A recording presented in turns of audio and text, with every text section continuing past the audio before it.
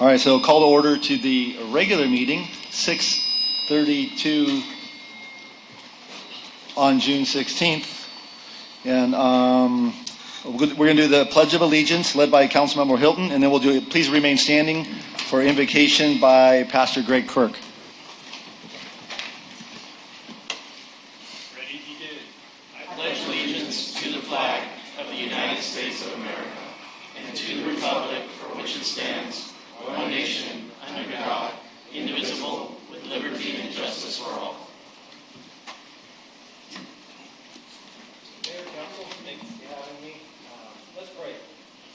Well, Father, tonight we're first grateful for bringing up and honoring some new personnel with our police and fire departments. I also pray your continued blessing on our new police chief, Ken Bender, and our fire chief, Rob Flea. I also pray for unity in our nation. I pray an end to the rioting and the suppression to those whose motives are violent. Let us all seek humility and graciousness with our fellow man. Protect our law enforcement, fire, and military in harm's way tonight. Let them hear the roar of a country that is grateful to them as they proudly wear the uniform and keep our community safe. Bring them home safely to their families at the end of their shift. And of course, we also pray for wisdom on our council tonight as they lead our community. We lift all these things up in your name. Amen.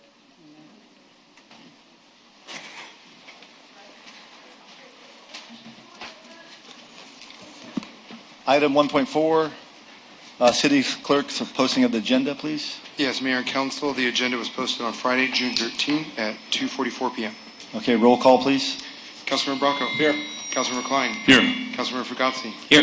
Councilmember Hilton. Here. Councilmember Marks. Here. Councilmember Ramirez. Here. Mayor Bozo. Here. We have orders of the day. We have none, and I am going to, so next is 1.7, employee introductions. I'm going to skip over that. Sorry, employees. Just need a few more minutes. And I would like to jump right to ceremonial items because I know we have some young folks here today, and there's a good chance that they do not want to sit through this really long meeting. So I'm going to give them a chance to do the proclamation, and then they have an opportunity to leave right after the proclamation if they want. If you guys want to stick around for some civics, please do. Okay. All right. You need some extra credit? Okay. Okay. So just a reminder on the way the proclamation works. I'm going to go up, read the proclamation. We're going to have the first two folks come on up. I'll award the proclamation. Please hold on, you guys, if you don't mind. And then I'll do the next proclamation, and we would like to get photos with council in the first group, and then photos in the council in the second group. So...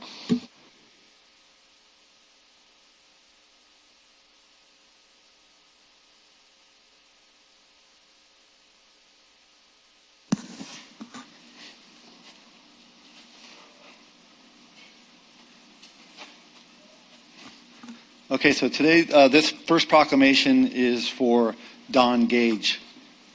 And to receive the proclamation for Don Gage is his daughter, Therese, and her husband today. Thank you very much for coming in, you guys. Appreciate it.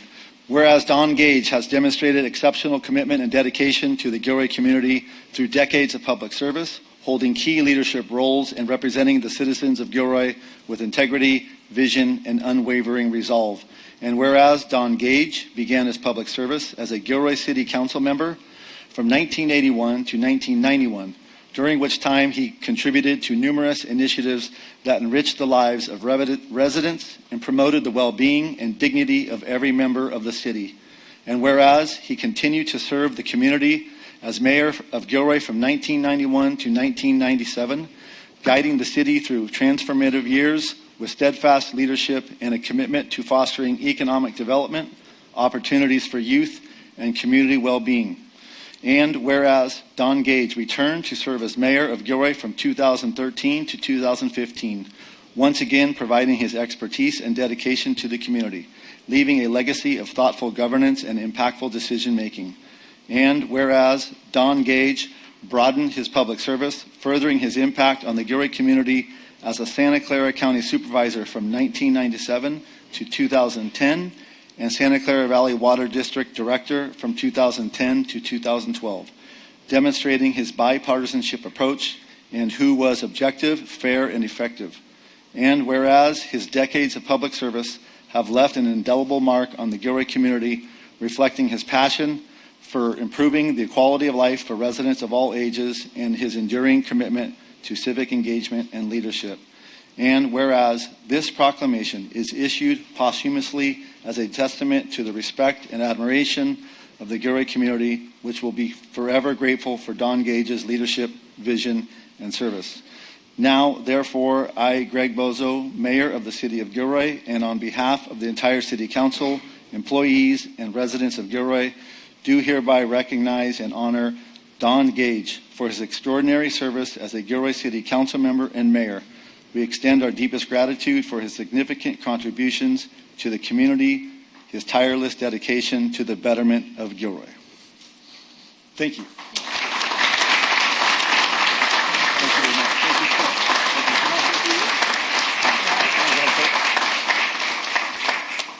Thank you. I'm the elected speaker for the family, apparently. Thank you for having us. Jeannie Gage wanted to apologize for not being able to attend tonight and wanted to express her sincere gratitude for this acknowledgement for Don. Don loved this community, he loved the people here, and he loves serving. So thank you again. Thank you.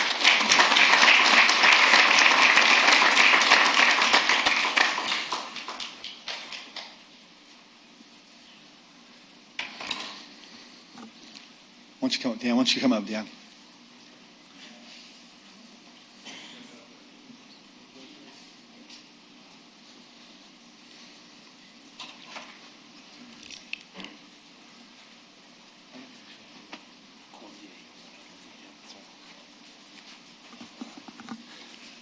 Okay, thanks for coming up, you guys. Here's the next City of Gilroy proclamation. Whereas the City of Gilroy has a rich history and tradition of wrestling dating back decades with deep roots in generations of families committed to the impact the sport can have on changing lives for the better. And whereas the Gilroy Hawks Wrestling Club laid the foundation for the success of wrestling in Gilroy, founded by Charlie Morales in 1969, and continued by impactful coaches looking to make a difference in the lives of Gilroy youth. And whereas Gilroy High Wrestling has established itself as the premier high school wrestling program in the Central Coast section with 26 CCS titles, including the last 22 consecutive championships, and a perennial top 10 team in the California State Champions. Whereas the success of Gilroy High Wrestling was due to the large part to the hard work, dedication, and leadership of 11 legendary head coaches throughout the years, including Art Baxter, Coach Holstein, Roy Hall, George Ozuna, Tim Kerr, Charles Ogle, Dan Chade, Armando Gonzalez, Greg Varela, and Daniel Cormier, as well as countless assistant coaches. And whereas the 2024-25 Gilroy High School Wrestling Team continued the tradition of excellence, winning both Blossom Valley Athletic League and Central Coast Section Championship, followed by a third-place finish in the state champions. Whereas Gilroy High set the record in 2024 for the most individual CIF state championships ever, correctly, in the state of California, including Isaiah Cortez, Moses Mendoza, Elijah Cortez, Daniel Zepeda, and Tyler Ease. Additionally, other individual CIF state medalists include Tamara Grace, Travis Grace, Kaleo Garcia, and Jocelyn Mendoza, and Sarai Cortez. And therefore, I, Greg Bozo, Mayor of the City of Gilroy, on the 16th day of June, 2025, along with my colleagues on the City Council, do hereby proclaim the success of the 2024-25 Gilroy High Wrestling Team to the community for maintaining the Gilroy tradition of exceptional performance in the sport of wrestling. Thank you.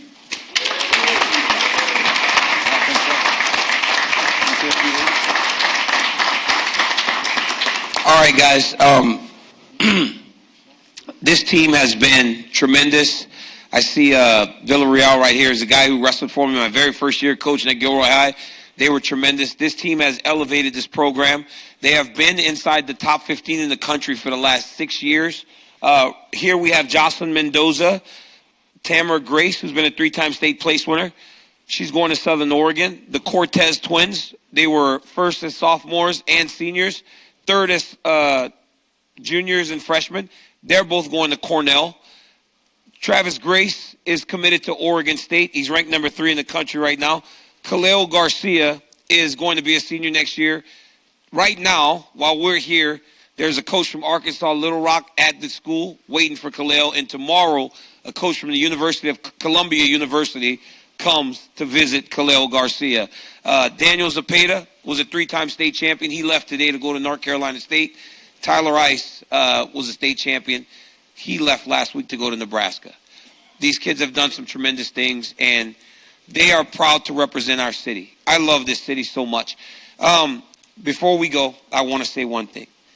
The people in this town love wrestling, and the families, Cortez, Mendoza, Zepeda, Grace, all families, they love Gilroy and they love wrestling so much that we had a set of people.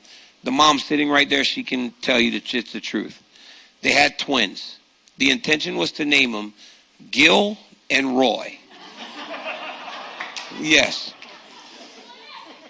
But then one was a girl, and we settled on Jocelyn. Thank you guys so much. All right, we appreciate you guys so much. We love this town. Thank you guys. Don't go away. The council's going to come down here. Yeah. You guys will come in, and we'll get a photo by them. Okay? Come on in. Congratulations. Thank you so much. Nice job. Congratulations. Thank you. We settled on Jocelyn.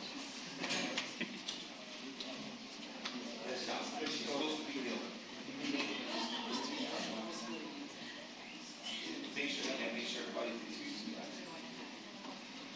What you want to get it? Yeah. Let's follow you guys.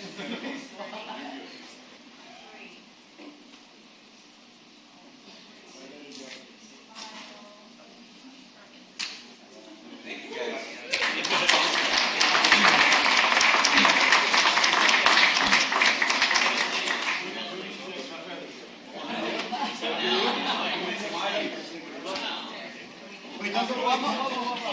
Kurt, Therese.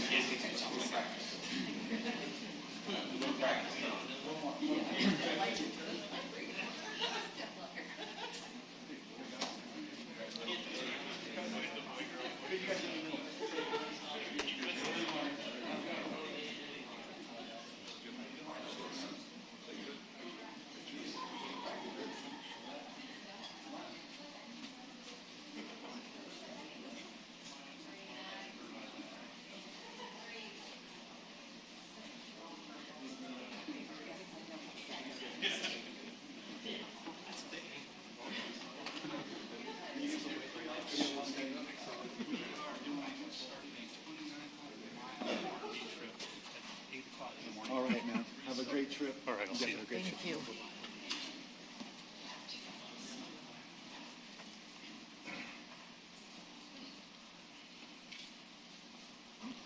Okay, thank you everybody for your patience. Now we're going to jump back to item number 1.7. That is employee introductions. We're going to start with administration department. I think Bryce is going to do some introductions.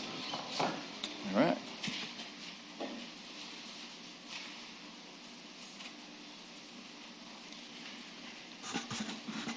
Good evening, Mayor and Council. It's with great pleasure that I have 2 employees to introduce to you tonight. First is Kylie Katsuyoshi. Kylie was recently promoted to management analyst trainee in the administration department. Kylie began her career in the city of Gilroy as a part-time office assistant in the public works department, where we quickly stole her over to administration. As a management assistant, where she served for a year before beginning her current role. Prior to joining the city of Gilroy, Kylie worked for the city of Morgan Hill in the recreation department, where she found her passion for public service. Public service is deeply rooted in her family, as both her parents and grandparents also serve in the public sector. Kylie holds a Bachelor of Science in Business Administration with a double major in Marketing and Management from the University of Denver. While at the university, she was a student athlete and a member of the Division I women's swimming and diving team. We're excited to see Kylie grow in her new role and making valuable contributions to the city of Gilroy. So please help me welcome Kylie.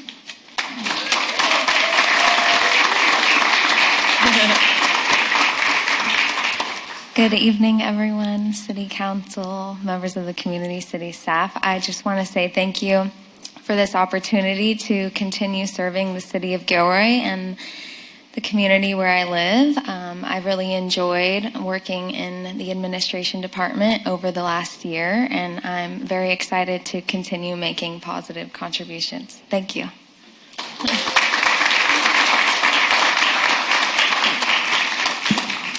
Next is Stefan. Stefan is a Gilroy native. Began working for the city in June of 2024 in a part-time capacity, starting at the information desk and handling frontline customer service for the city. Over the years, Stefan consistently demonstrated exceptional level of professionalism and adaptability as he served multiple different departments in different roles. Whether assisting customers, resolving challenges, or contributing to our internal environment with positivity and enthusiasm, he has exemplified the qualities we value. Stefan brings a robust professional background, having served in sales at State Farm Insurance and Stryker. These roles have cultivated in him a proactive, customer-oriented approach and strong interpersonal communication skills, which align with the demands and the expectations of administration, especially in his new role as management assistant in the administration department. Outside the workplace, Stefan is a devoted father to his daughter Emery and son Caleb. He is also an avid music enthusiast with a long-standing passion for performance and currently participating in a local music group which performs at various venues throughout the community. A lifelong resident, Stefan takes great pride in serving the city he calls home. Please help me welcome Stefan.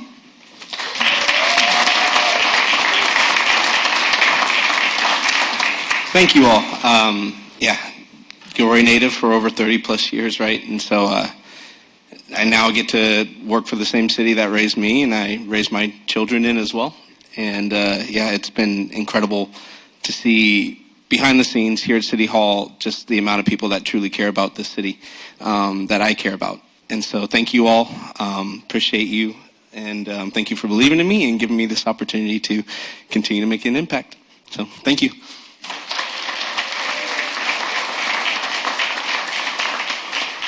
Next employee introduction will be coming from the Community Development Department, and that'll be Sharon.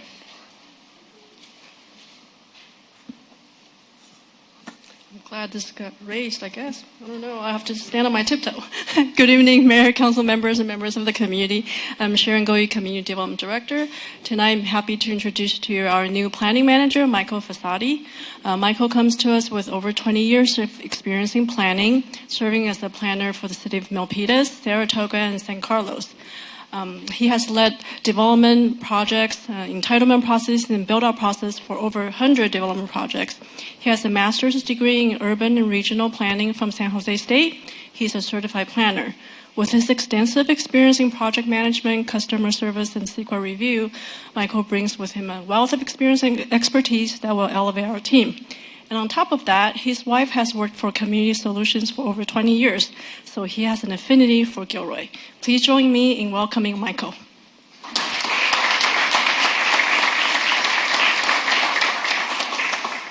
Good evening, Council. Director Goey stated my name, Michael Fasadi. I'd like to share my gratitude with the Council, the administration, and the Gilroy community. I've been here for about 2 weeks, going on 3, and I've gotten a chance to walk around downtown and other places like Christmas Hill Park, and I've met some fantastic people, both business owners and residents. I'm really honored to be an employee for the city, and I hope I can provide the services you expect from a planning manager. Thank you for your time.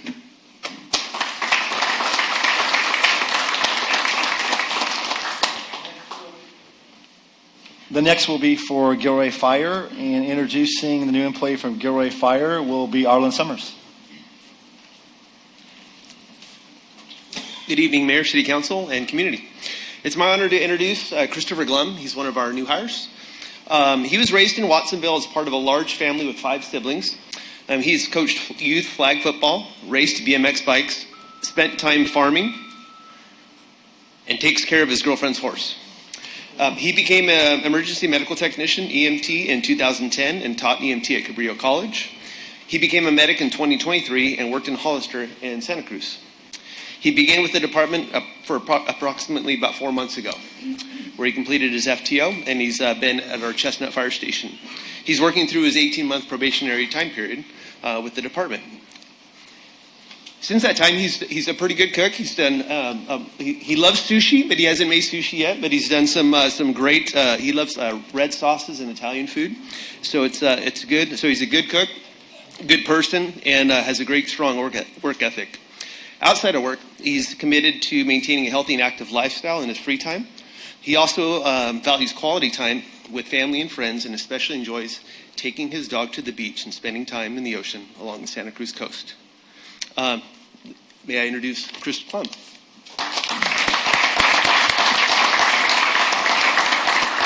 I'm an okay cook. I'm not that good at it. Mayor, council, thank you guys for allowing me to serve this community. I appreciate it. It's very similar to my home in Watsonville. I was born and raised there, so I'm very similar with the community. I would also like to thank my crew for training me to the Gilroy Fire Department excellence. So I appreciate you guys. Thank you.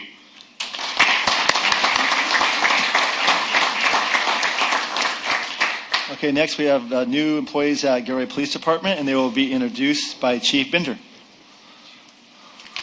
Thank you, Mr. Mayor, honorable members of the City Council. It's my honor to introduce three of your newest employees for the city that are working within the police department. First up, we have Matt Latshaw. He is originally from Vancouver, Washington, not British Columbia, but Vancouver, Washington. And he's lived in this area for about 3 years. Prior to joining us in the city of Gilroy, he was employed with the city of Watsonville. He was a police officer over there, and we're fortunate to be getting him as a lateral transfer. We don't have to send him through the police academy again, which is nice. Before becoming a police officer, he also served in the U.S. Navy as a logistics specialist, second class on board of the USS Abraham Lincoln. He spent 5 years there, and he did 2 different deployments. And with the Navy, he met his wife down in San Diego. And then after that, they moved up to the Watsonville area where her family is from. They currently have a 9-month-old daughter, and they have a 9-year-old dog that acts as their second child. So, Matthew?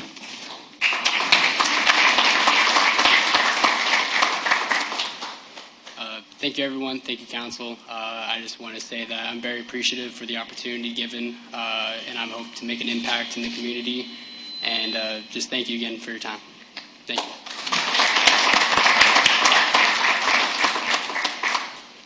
Thanks, Matt. Next up, we have Madison Ruelas. She is a public safety dispatcher communicator. So she's a Gilroy native, and she began her career in the local service industry, where she developed strong customer service skills and a deep connection to the community. While earning her bachelor degree in psychology from UCLA, she continued working in customer-facing roles, further strengthening her ability to support and communicate with others.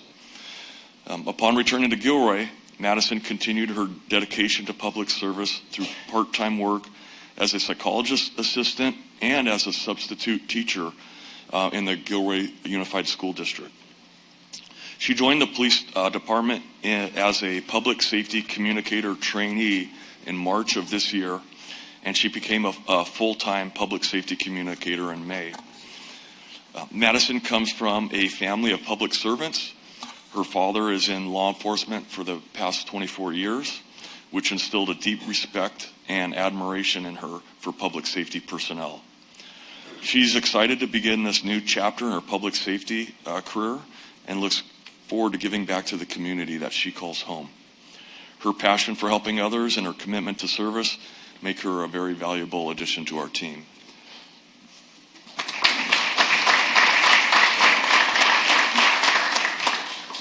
Hello, thank you, Council. Thank you, Chief.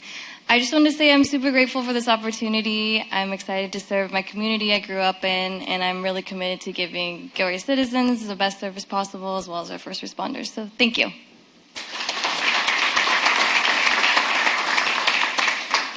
And last and very far from least, we have Aisha Sandoval. Aisha grew up in Gilroy in a very family-oriented environment as an only child. But she has many cousins and aunts whom she is very close with and who almost felt like siblings while she was growing up. Her father immigrated from Oaxaca, Mexico, and her mother was born in Bakersfield, but she grew up in Gilroy here. Aisha began her work experience in retail at the Gilroy Outlets Shoe Palace, where she worked for 3 years and left as an assistant manager in 2024. Shortly thereafter, she was hired as an intern with the Gilroy Police Department, to work with the South County Youth Task Force, where she stayed for 1 year. She started her community service officer process in October of 2024 and was officially brought on this month. In fact, I swore her and Matt on my first day just a couple weeks ago. We all got sworn in together. Aisha attended Christopher High School and received a scholarship to play in Division II soccer at Holy Names University in Oakland. She later transferred to Hartnell College and graduated with an Associate of Science degree in Administration of Justice. She's currently attending San Jose State University and majoring in Justice Studies. In her free time, Aisha loves being outdoors with her family and her Siberian Husky named Canelo. She also loves playing soccer for fun and do-it-yourself arts and crafts projects. Though she's not sure it's a good hobby to have, she does like shopping, specifically around October, as Halloween is her favorite holiday. Aisha?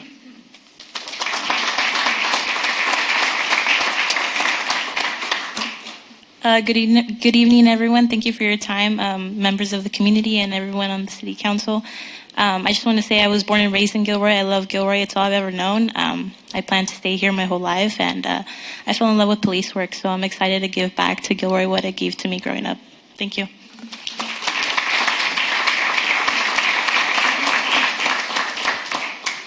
Thank you very much. All right, moving on to item number 3, presentations to council. 3.1, presentation of the annual report from Visit Gilroy. Frank Johnson.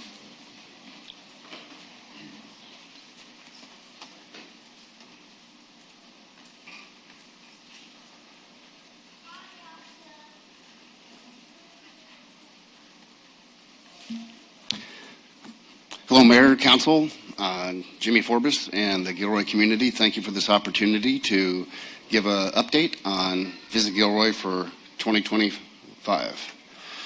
Visit Gilroy is the Visitors and Tourism Bureau for Gilroy.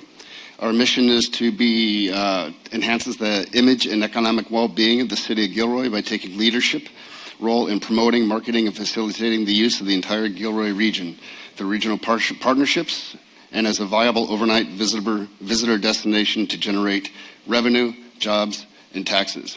Also, as a part of that, we maintain the California Welcome Center at Gilroy. There's actually 23 California Welcome Centers, and Gilroy's lucky to have one of them. We have 1 full-time manager and 4 part-time staff. We're open every day except for Christmas and Thanksgiving. You see our board members there. They all represent members of the tourism community, and we're very happy to have them volunteer for us and their time and talents.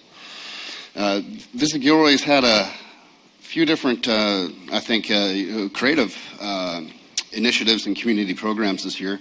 We had a voucher program for the hotels that if they forego having their room cleaned, they get a free cup of coffee at Camino Coffee. And that's sort of, it's a win-win for a lot of people. The hotels look good by offering it. We're saving some water, and it's getting some people downtown. So that's a fun program that we're proud of. Also, we had to help alleviate parking concerns during the Gourmet Alley construction. We had a $10 voucher program. If you lived within 20 miles of Gilroy, you get $10 off to go to downtown Gilroy. And that was a good program. That was for a number of reasons, not just to alleviate the parking, but to help train people that ride share is a good thing. It's a good tool to get downtown and keep people safe. And we had vouchers for 177 trips and a little over $1,500. Also this year,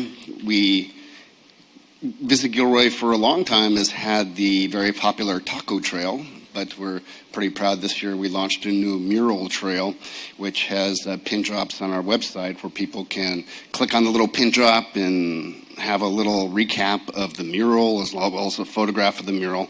So it's just another way to celebrate our arts and culture in our downtown.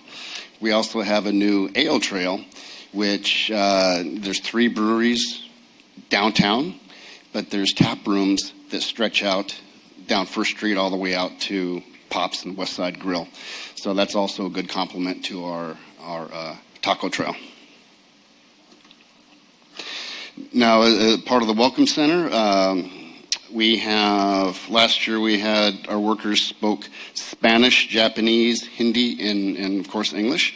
All that helped welcome members of our travel community. Visit California. You see that kiosk there on the extreme right, offered a kiosk like that to just a select few locations, and Gilroy is proud enough to get one of those. And that's a nice full-size kiosk where tourists can go and get information about their road trip, being right off of Highway 101, and also Gilroy itself. Although our walk-in numbers are down over previous year, our sales are up a bit simply because our manager has done a fantastic job of deciding what items to carry and what items to promote and keeping on top of that. Visit Gilroy is advertising and marketing outreach. A few of our more notable ones, we partnered in a co-op with the City of Gilroy and the Gilroy Chamber of Commerce and took out ads in the San Jose Mercury News to help just promote Gilroy up in San Jose a little bit more to get more people down to Gilroy. That's a market for us to maybe not as much overnight, but it's good for us to get to tap into that market as much as we can.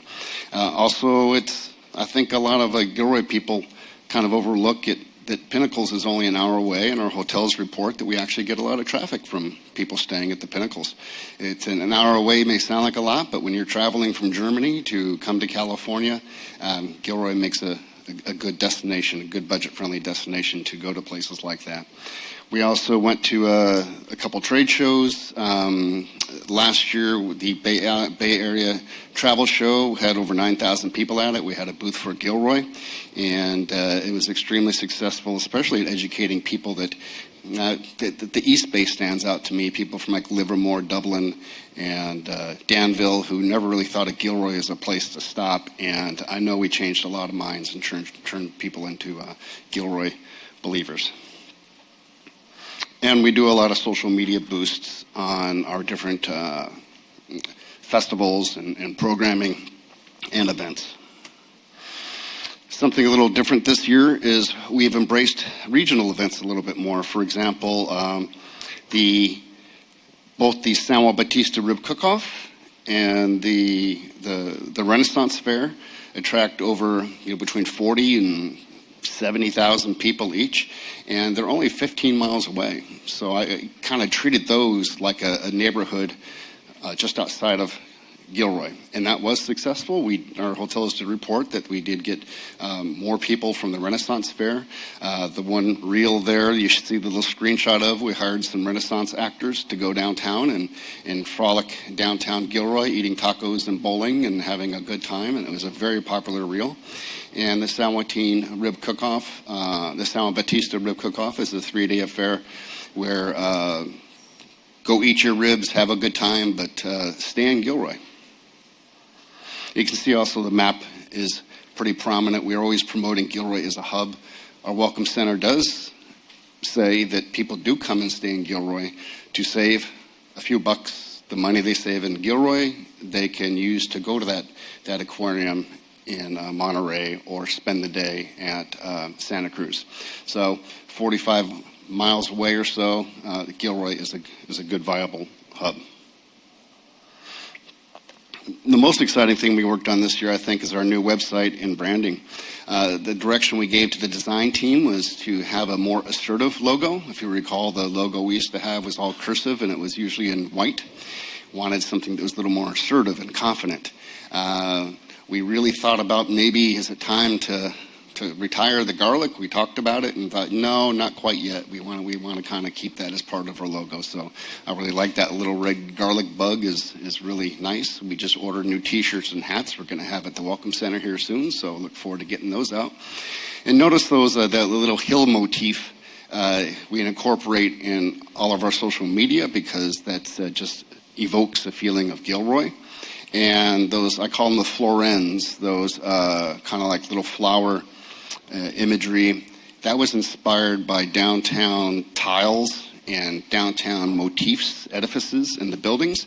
So it has kind of a nod to culture, has a nod to history, and every element of the branding and the logo makes sense, and they're there for a reason. Last time I presented at council, there was a question about how easy is it for people with other languages to access our website, and with the old website it wasn't, but this one it is. We have it in several different languages, including 2 Chinese dialects, of course Spanish, and 2 different Indian dialects, and it's just sort of a click of a button. You can easily change the language on the website. We also have, for the first time, we have some collateral in Spanish, where Mexico is our number one supplier of travelers internationally. And most of them speak English, almost all of them do that travel, but it's nice, it's just polite to have some information in their own language. It just shows respect, and it's something nice to do, and they like seeing it. So we're proud of that. If you see up there where it says book your stay, that's a really fun widget on our website where, say for example, if somebody is reviewing the Gilroy Rodeo, they can book a room right from that page. Or if they're looking at the Renaissance Fair, they can book a room right from our page. And that's being used. The data analysis from that says that people are actually clicking on it quite a bit. So previously you would have to go to a whole different menu. So the new website has a lot of features that make it easier and more engaging.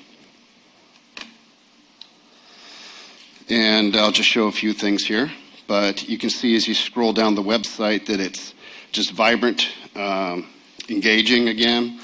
This feed updates, so it updates as often as we post on Instagram and Facebook, so to keep it alive and fresh. One of the things I really like about this website is it's very business friendly.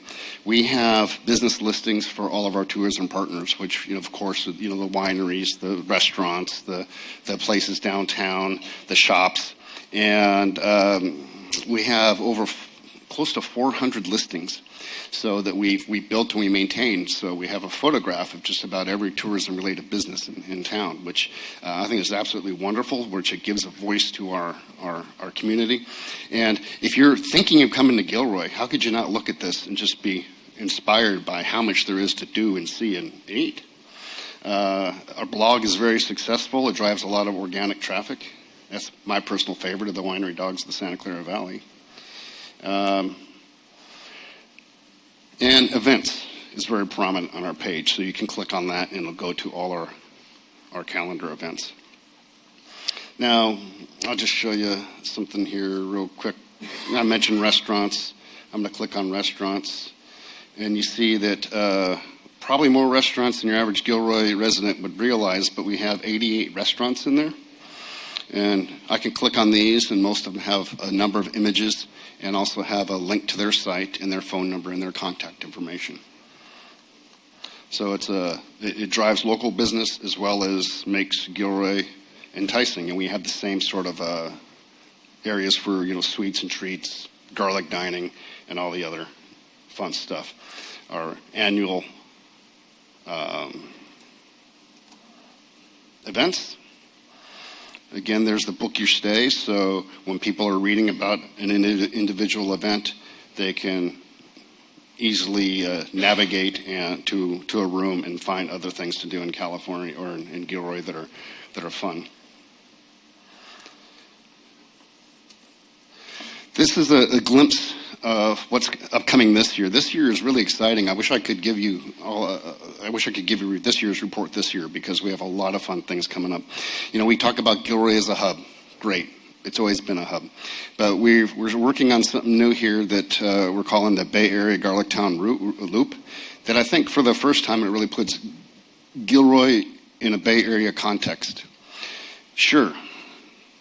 You fly into San Francisco, you can drive down Highway 101, you go to iconic locations, bucket list items like Santa Cruz and Monterey.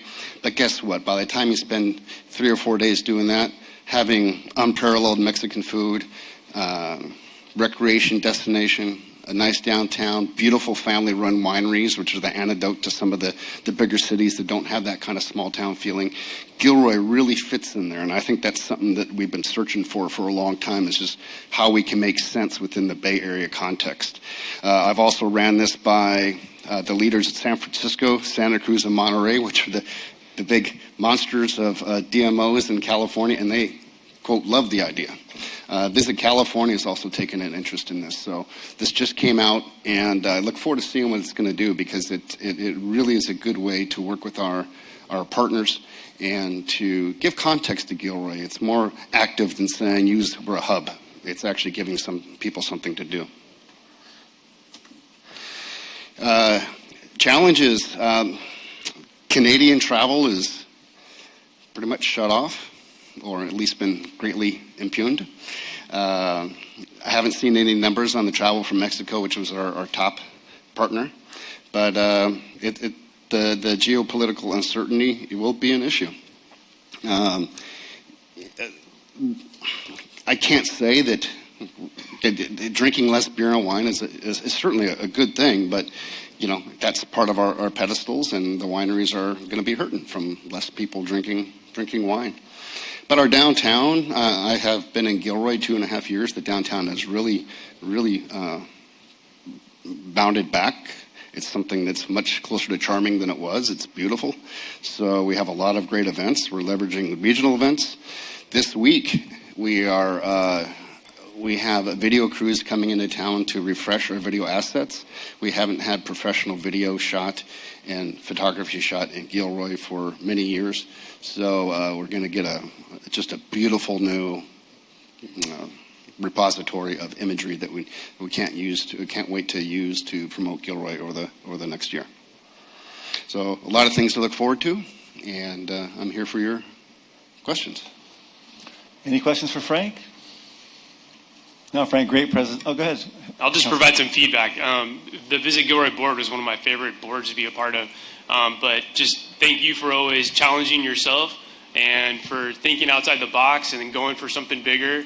And the direction that the website is taking and all the social media talents that you brought to the organization really shine. And oftentimes for people that don't know much about Gilroy, rather than trying to sit there and pitch anything, I'll usually just ping them over the website and let them browse through it. So thanks for capturing all that stuff as well. Oh, thank you. And I just honestly feel fortunate to live in such a community. There's so much to celebrate. It's one of the easiest jobs I've had in that sense, where you just, there's a lot to talk about, and we're very lucky. I'll just comment on the website. It looks great, and I know you put a lot of work into it, and I know not everyone loved your ideas at first, so you stuck with it. So great job. So thanks a lot for coming in tonight. Thank you so much. Yeah, thank you. Okay, thanks, Frank.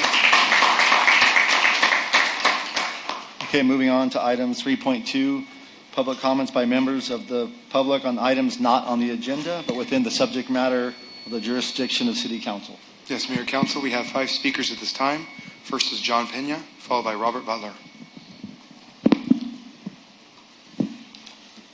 Thought this minute would never come, but I do not live here. But I've worked with this city for many, many years.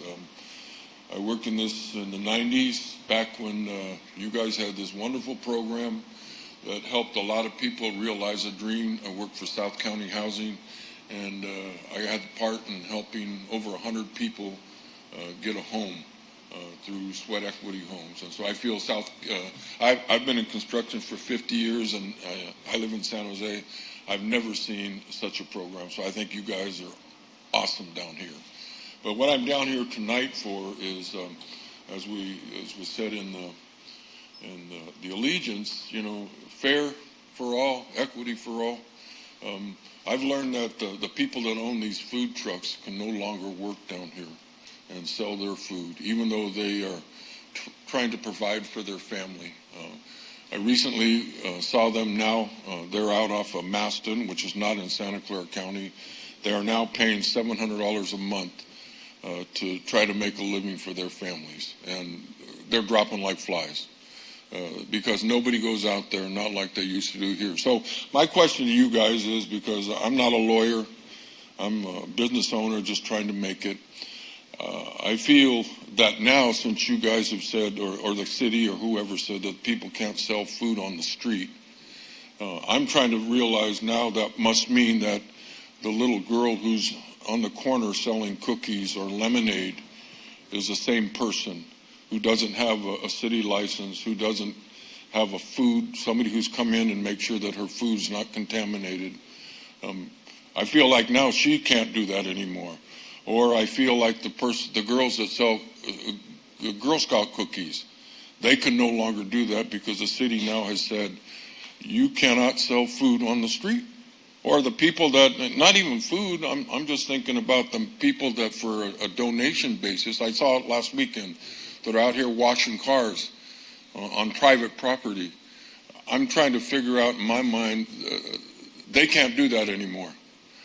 Even though it's not in your laws, but I'm thinking that these people that can't sell their food on public property or even on private property, it's not equal across the board. And I know you're not going to answer that. You're going to answer that but I mean, from a legal standpoint, I believe that they have a legal right to sell their food just like the little girl selling lemonade. And so I want you folks to think about that. I don't know who makes those decisions, but these people are honest-hearted people. I don't know about their background, but I know they're just trying to provide for their family. So thank you for your time. Thank you, John. Next speaker is Robert Butler, followed by Miguel Ayala. Good evening. I'm not going to introduce myself. I've been here a few times now, but I'm Robert Butler, and I'm part of the council with the Gilroy City Arts.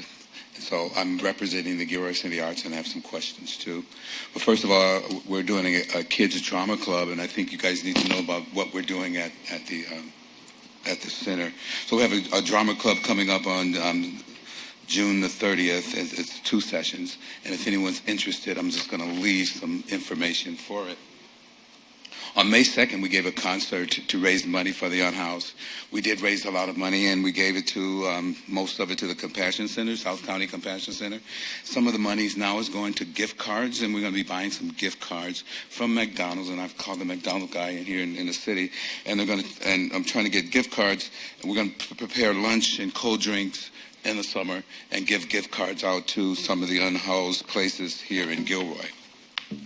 So I'm going to move fast because 3 minutes do go pretty fast. I have 7 items, and that's 25 seconds per item. Okay, so the next thing is on the front page of the Gilroy Dispatch is a new guy. He just came to town. He's been here about a year now. His name is Paul Baika. He's an artist, and he's an international artist. So I've been representing him too. And in December, we're going to be putting on a big showing of his art. May 2nd, his art was presented. They talked about it in the paper. Some other people are presenting him, and I think that the city is very fortunate to have an international artist with 300 paintings for us to see. So that's Paul. Another thing, at the center, when we were giving the May 2nd concert, there were food trucks there. I'm confused now because I'm told that I can't have food trucks. The food trucks were there, and they gave money back. They raised money, and then they gave some of the money to the center too. So I'm asking, I need an answer. If I've been asked, can we put a food truck there and they give money to the center? I don't know the answer to that, so I'm presenting that to you. And the last thing here is that I'm also a book writer. I have 3 published books, and my 3rd book is just out. It's called A Child's Guide to the Gifts of the Holy Spirit. I know that's kind of off your subject, but it's not off the subject of the Gilroy because we did start with a prayer. And so I'm going to leave the card and information on how to get the book. Basically, I have 17 seconds left, and I thank you for your time. So thank you very much. Thank you, Robert. Next speaker is Miguel Ayala, followed by Greg Filios. Hello, Council. just coming in here tonight, voicing a little bit of concern about the Thursday night music. Noticed that there was a lot of walkways that were greatly impeded. I deal a lot with ADA codes. There was definitely not code compliancy. If you have somebody in a wheelchair on a sidewalk or a walkway, you need 48 inches, clear path of travel. Didn't have that. I felt a little bit unsafe with my family, my kids there, so I just hope you guys take that into consideration before next Thursday. Thank you. Thank you. Next speaker is Greg Felios, followed by Jennifer Del Bono.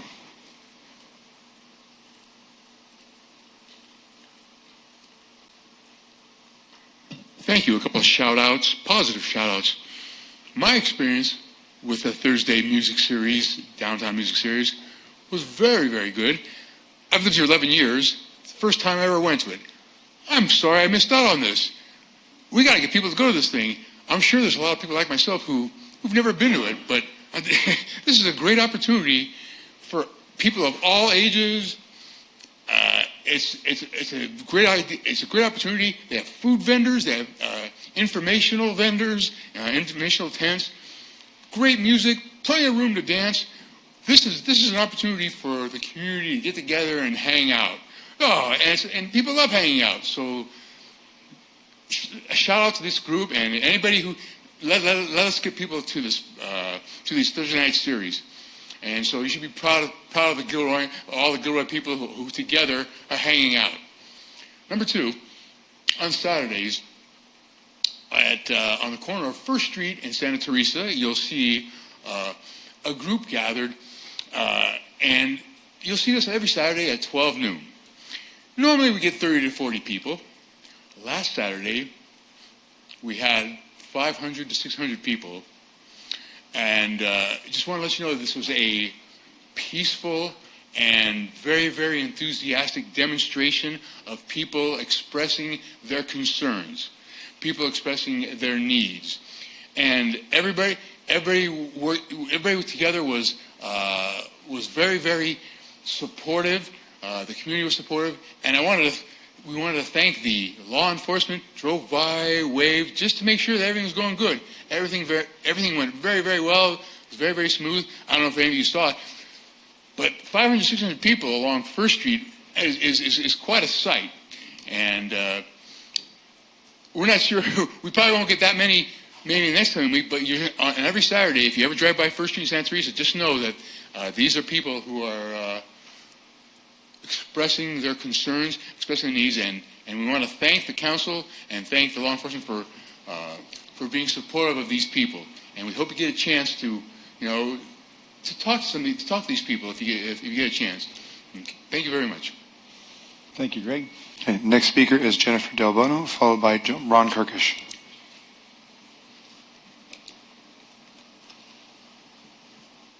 Good evening, Mayor and council members.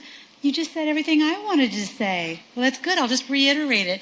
I'm here just to express how proud I am to be a community member in Gilroy. I've never been more proud to be in this community because I am experiencing true sense of community and belonging. And I, too, was protesting, have been protesting on Saturdays on the corner of First and Santa Teresa. This last Saturday was exceptional. Everyone there wasn't of the same belief, but everyone was there in to peacefully protest. And to be together in that, it was amazing. I feel like I'm still riding a little bit on a high of how good it felt to be in community and to see neighbors, to see friends, to be with Christians who were protesting with us, our veteran friends who were protesting with us, and everyone was supportive. I too want to thank the police for their support. It was neutral but supportive, and I felt it. Everyone felt safe there that day. And then also we had a medical emergency. Everyone supported. We had doctors who were protesting. People gave up their chairs. The paramedics arrived quickly and promptly, and it was critical that everyone worked together. So it was just really a beautiful, beautiful experience. And I also want to just express I am there on Saturdays because I want to continue to be a stand for a community that works for everybody. And I think it's really possible in Gilroy. It's possible for this community to work for everyone. So I stand for health, equity, and possibility for everyone. I have to tell you, I have friends who told me it was important for them to see me there as a white woman. They know that I have privilege. They expect me to be utilizing my voice, utilizing my opportunities to speak on behalf of them. They have shared with me because they don't feel safe enough to be out there with me. And so I just wanted to share that with you. I am a very, very proud Gilroyan, and I thank the City Council for really modeling community. I've been watching you, and I'm impressed, and I thank you, all of you. Thank you, Jennifer. Our final speaker is Ron Kirkish. Good evening, council, mayor, and community. I had a very good chat with Dan Harney the other day on the phone, and we talk quite often. And as most of you know, Dan is the chairman of the board, I believe, for the Gilroy Gardens. And he's very high on what's going on at the gardens right now. With the event of the Garlic Festival going on, he said that it was almost within 24 hours that all the tickets were sold out. The folks are ready for this Garlic Festival to come back. And then he brought up the Cherries Jubilee that Frank kind of showed us. And the Cherries Jubilee was very, very well attended too. And hopefully it'll be going on for the next couple of years. But things that are going well at the Gilroy Gardens. And it's a very, very beneficial issue for our city. Thank you. Thank you, Ron. We have no further speakers. Okay, thank you very much. Moving on to item number 4, reports of council members. Councilmember Bracco. Nothing to report. Councilmember Fugazi. Nothing to report at this time. Councilmember Marks. Yes, I have a report. The Santa Clara County Habitat Governing Board met this last Thursday and shared their financial and budget reports. A 2026 and 2027 budget was presented with key components: land management, land acquisition, restoration, and preservation. There has been 10,000 acres purchased over the last 2 years through grants. This past year, 120 burrowing owl chicks have hatched in the planned area. There is money in the reserve to protect and purchase land in perpetuity to protect our open space and animals. One of the new projects coming up is Pacheco Pass Wildlife Crossing Plan project, which makes it safer for animals to cross the highway by being routed to cross under the highway. This project is slated to be completed in 5 to 8 years due to securing the needed funding for this project. And that's it. Thank you very much. Councilmember Hilton. No report. Councilmember Ramirez. No report. Councilmember Klein. I have no report at this time. Okay, thank you. I have no report as well. Moving on to item number 5, the consent calendar. Any comments or questions from council regarding the consent calendar? Okay, if there's no comments, I'll move to public comment. And no speakers at this time. Okay, I'm looking for a motion I'll entertain a motion, on the adoption of the consent calendar, items 5.1 through 5.7. A motion? I'll second. I have a motion by Councilmember Klein and a second by Councilmember Marks. Roll call, please. Councilmember Bracco. Yes. Councilmember Klein. Yes. Councilmember Fugazi. Yes. Councilmember Hilton. Aye. Councilmember Marks. Yes. Councilmember Ramirez. Yes. Mayor Boatsing. Yes. Motion passes 7-0. Moving on to item number 6, bids and proposals. 6.1, award a contract to McKim Corporation for the fiscal year 24-25 citywide pavement rehabilitation project number 25 PW 295. Staff report. John, please. Mayor, council members, community. Here to present a proposed award of contract to McKim Corporation for the 2025 citywide pavement rehabilitation project.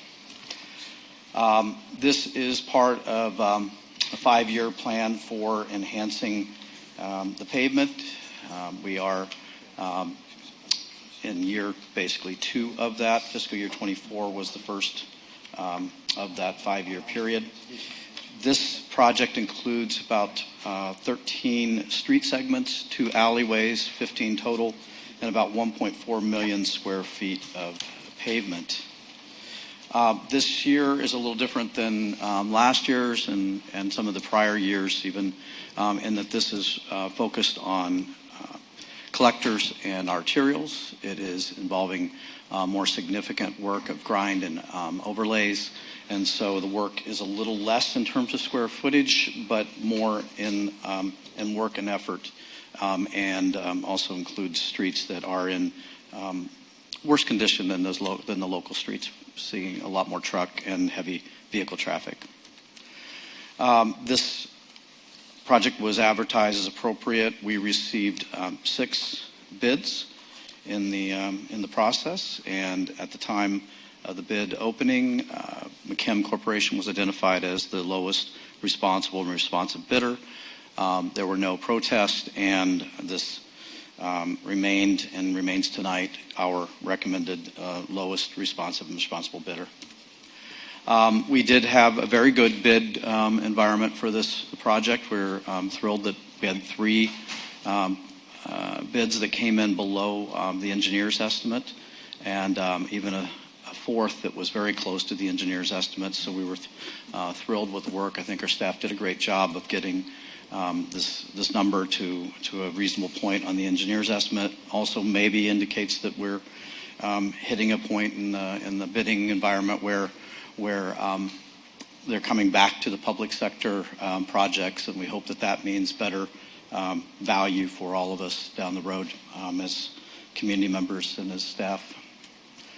The base bid was $6,479,784, and with the contingency, we were looking at about $7,127,000. The funding sources is varied, and this includes a description of what those are. Most notably in this, there are no general fund revenues as part of this project. These are all related traffic funds. This is just a quick run through what's been happening over time. You can see through the early years of 19 and to today, we're looking at pretty significant coverage within the city street network. So kudos to you, your predecessors, for setting this up and moving us forward. And thanks, I think, to my staff, and thanks to the companies who bid and gave us great bids for this. We appreciate that. Again, the recommendation is to award this bid with at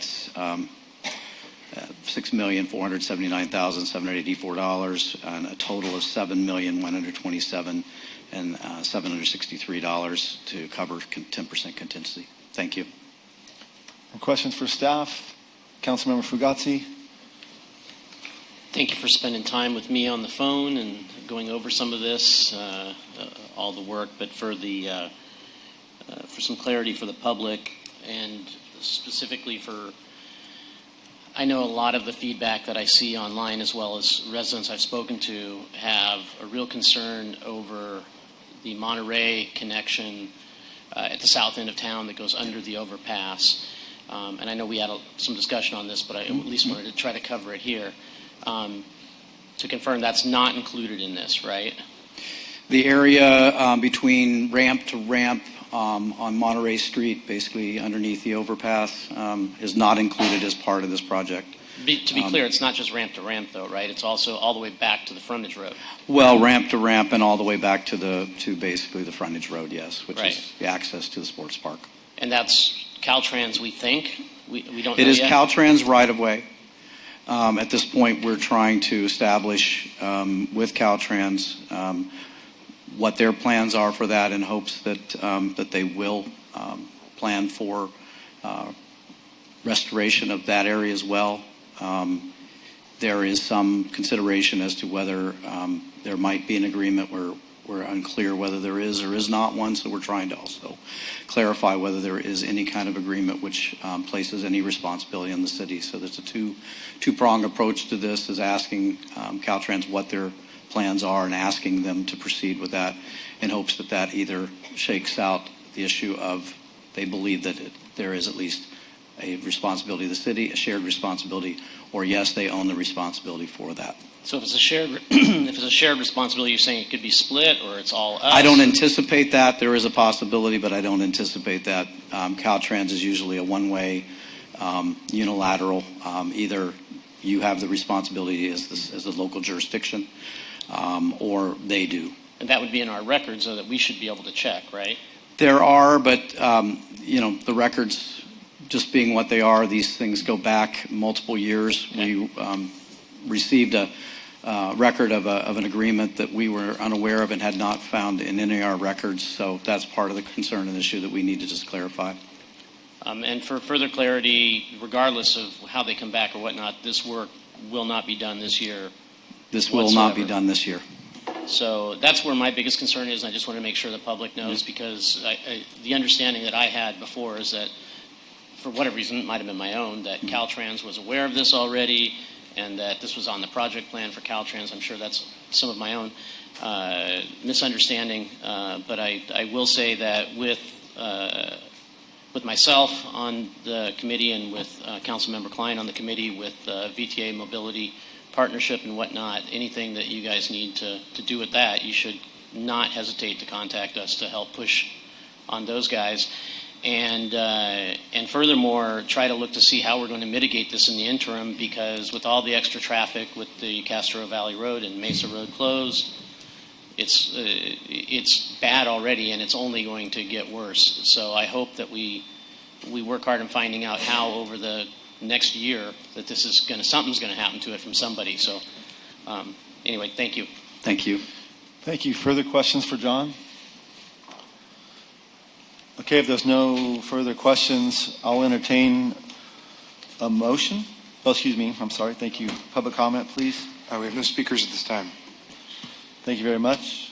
I'll entertain a motion to award a contract to McKim Corporation in the amount of $6,479,784.04. Approve a project contingency of $647,978.96. Approve a total project expenditure of $7,127,763 for the fiscal year 25 citywide pavement rehabilitation project number 25 PW 295, and authorize the city administrator to execute the contract and associate documents. You have a motion? So moved. Okay. Second. I have a motion by Councilmember Marks and a second by Councilmember Ramirez. Roll call, please. Councilmember Bracco.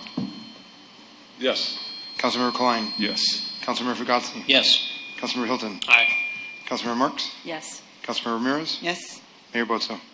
Yes, motion passes 7-0. And with that, because we are making an amendment to the fiscal year 2025 budget, we need to do a second, adopt a resolution with a second motion. So I'll entertain a motion to adopt a resolution amending the fiscal year 25 budget to accommodate the funding adjustments for the project in the various funds as outlined in the resolution.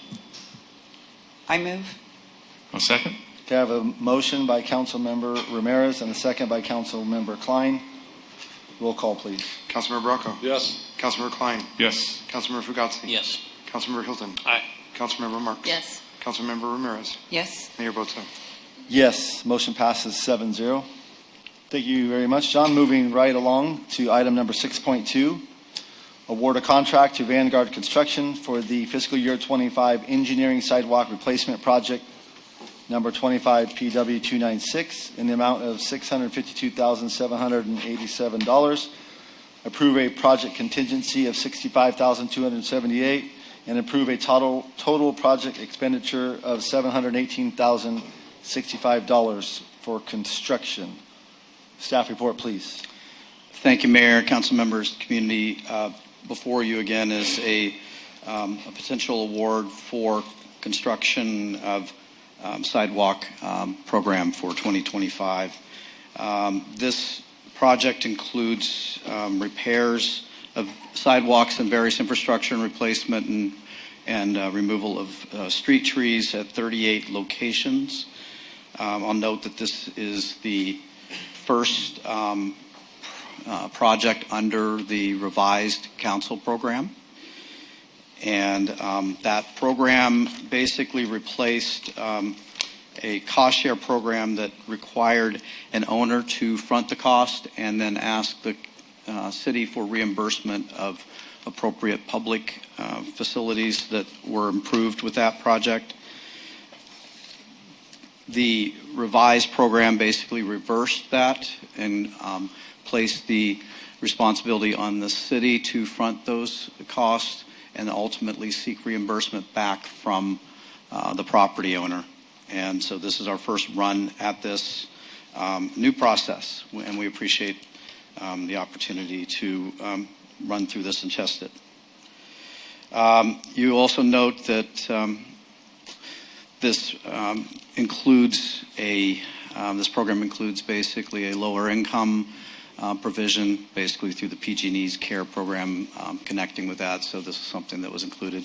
Otherwise, there are replacement percentage cost in terms of the share versus a not share, and those are reflected in this table here.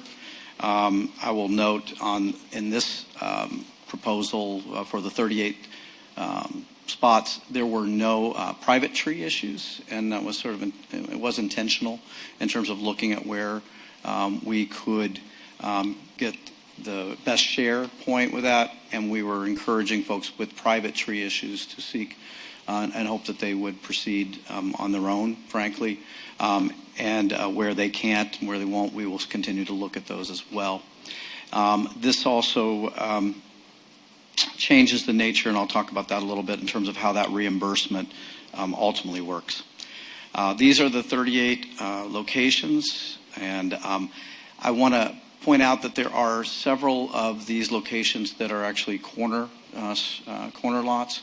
And so if you're looking, you'll see like El Roble Court.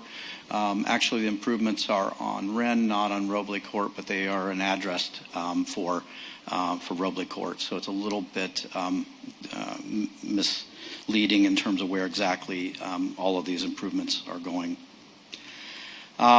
This shows basically a general distribution of where these project locations are.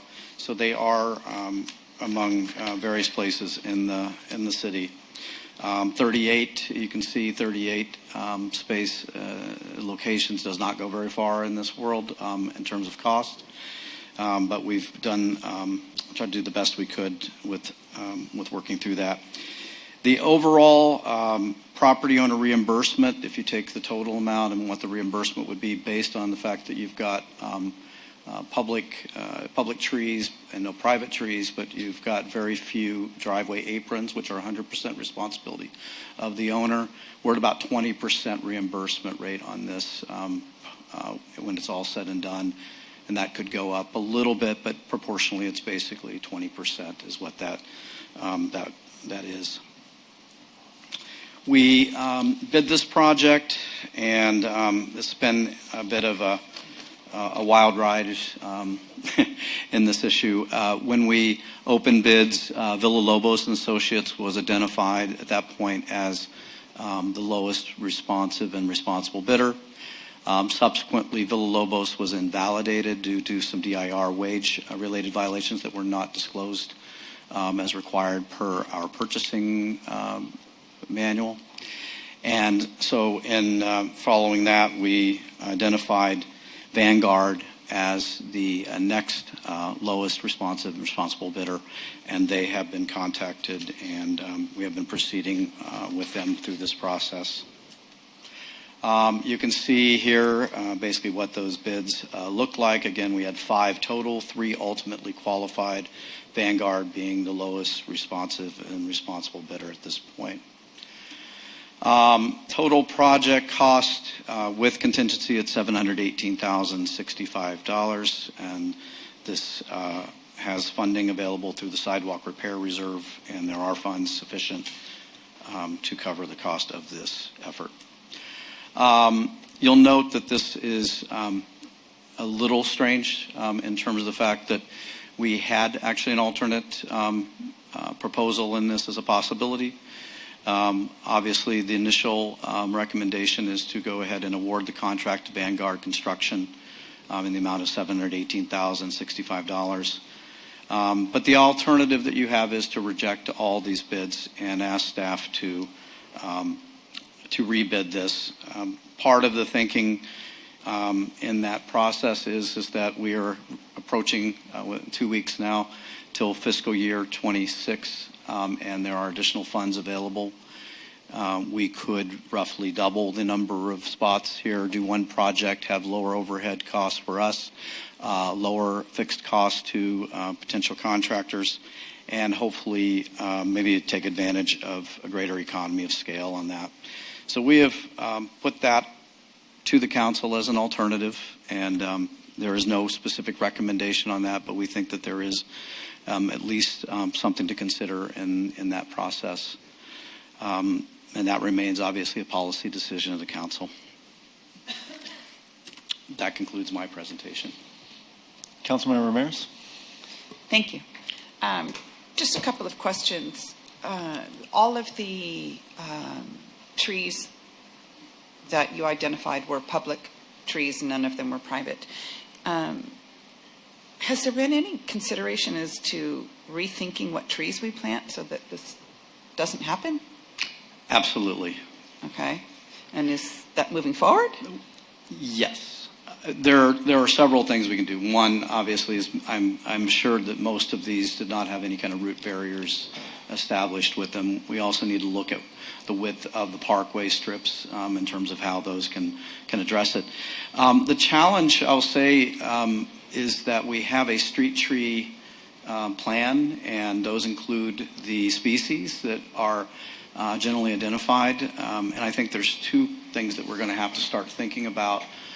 There's a huge concern about biodiversity and not having an entire city have some form of disease, and every street tree basically be affected by that. So I think there's a real strong push for biodiversity. But I think the other challenge is trying to keep a uniqueness of those streets and the street trees that go along those. So there's a bit of an issue and a challenge there. At this point, we are looking at replacing at what the street tree plan includes, but I think as we go down the road, we should be looking at that and working with the other departments in terms of rethinking some of the work that we're doing on the street tree plan, frankly. I'm glad to hear that, because the other issue that I hear from residents often is it's not just the sidewalk, but it goes in and ruins their irrigation and all of this stuff, which is additional expense to the homeowners, yet they have no say in what tree is being planted. So I'm glad to hear that.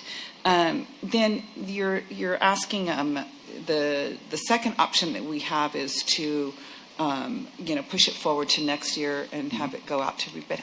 About how many more homes or trees or curbs or whatever would be included if we were to do that in terms of the economy?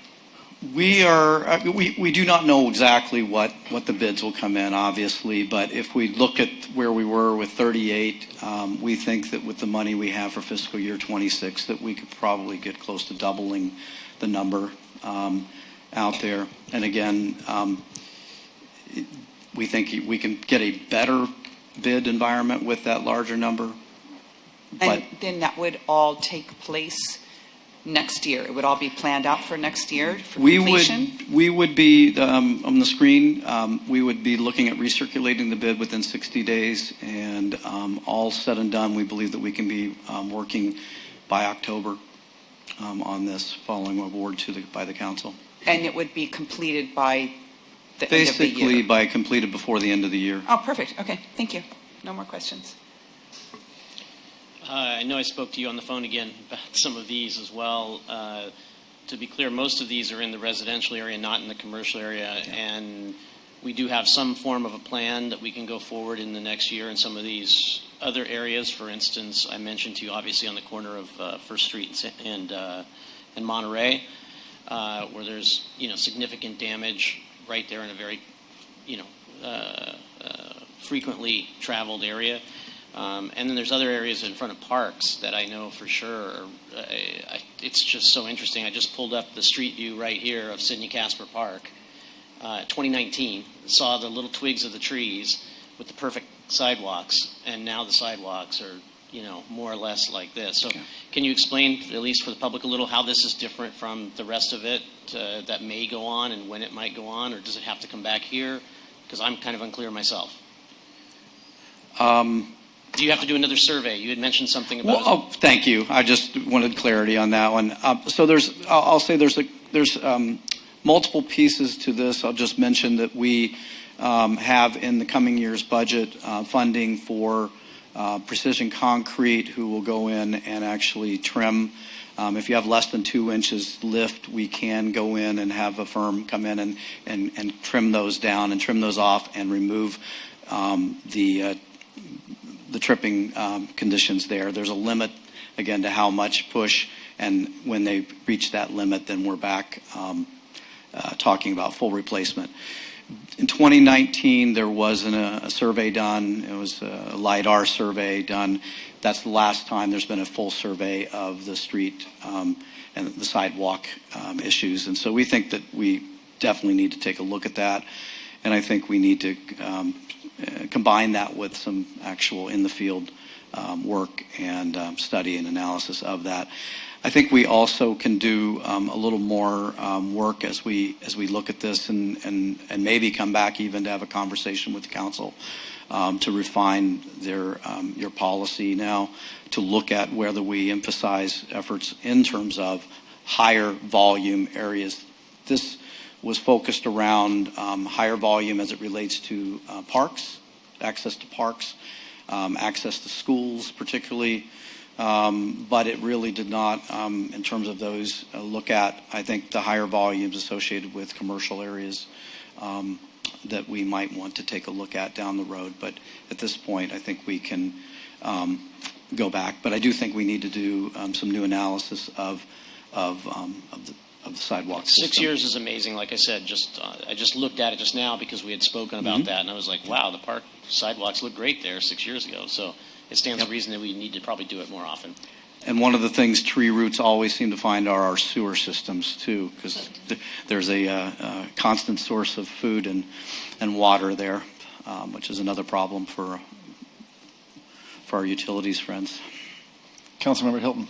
Thank you. Yeah, I'm totally comfortable with you doing the reanalysis because, that came from another public works director. So, as a council member, I wouldn't want to force what we decided on you, especially if there's other best practices or like Councilmember Fugazi said, it's been 6 years, since we've done the survey, maybe things are different. I think things are always shifting in here. One of the things that you mentioned is talking about street trees. And so that runs under the Parks and Rec Commission, right? To be able to talk about street trees. And when I was a commissioner, talking about the street trees came up a lot. And when we finally were able to uncover the list of approved street trees, there was, I don't know, me and the mayor looked at it. There was a lot, and it was like, it was almost as if somebody wrote it on a typewriter. So you could tell how long it had been. So yeah, getting that really engaged commission as like your boots on the ground type, I think would be really beneficial. A process question. So we came up with the wage theft provisions in our purchasing policy, but did that actually translate and make it into the bid specs? Like, is there, when people are bidding, do they know without reading the purchasing policy that they also have to make sure that they sign and agree, or at least disclose this? The bid specs had a very specific section which indicated that those provisions apply, and by signing this, you acknowledge that you do not have any.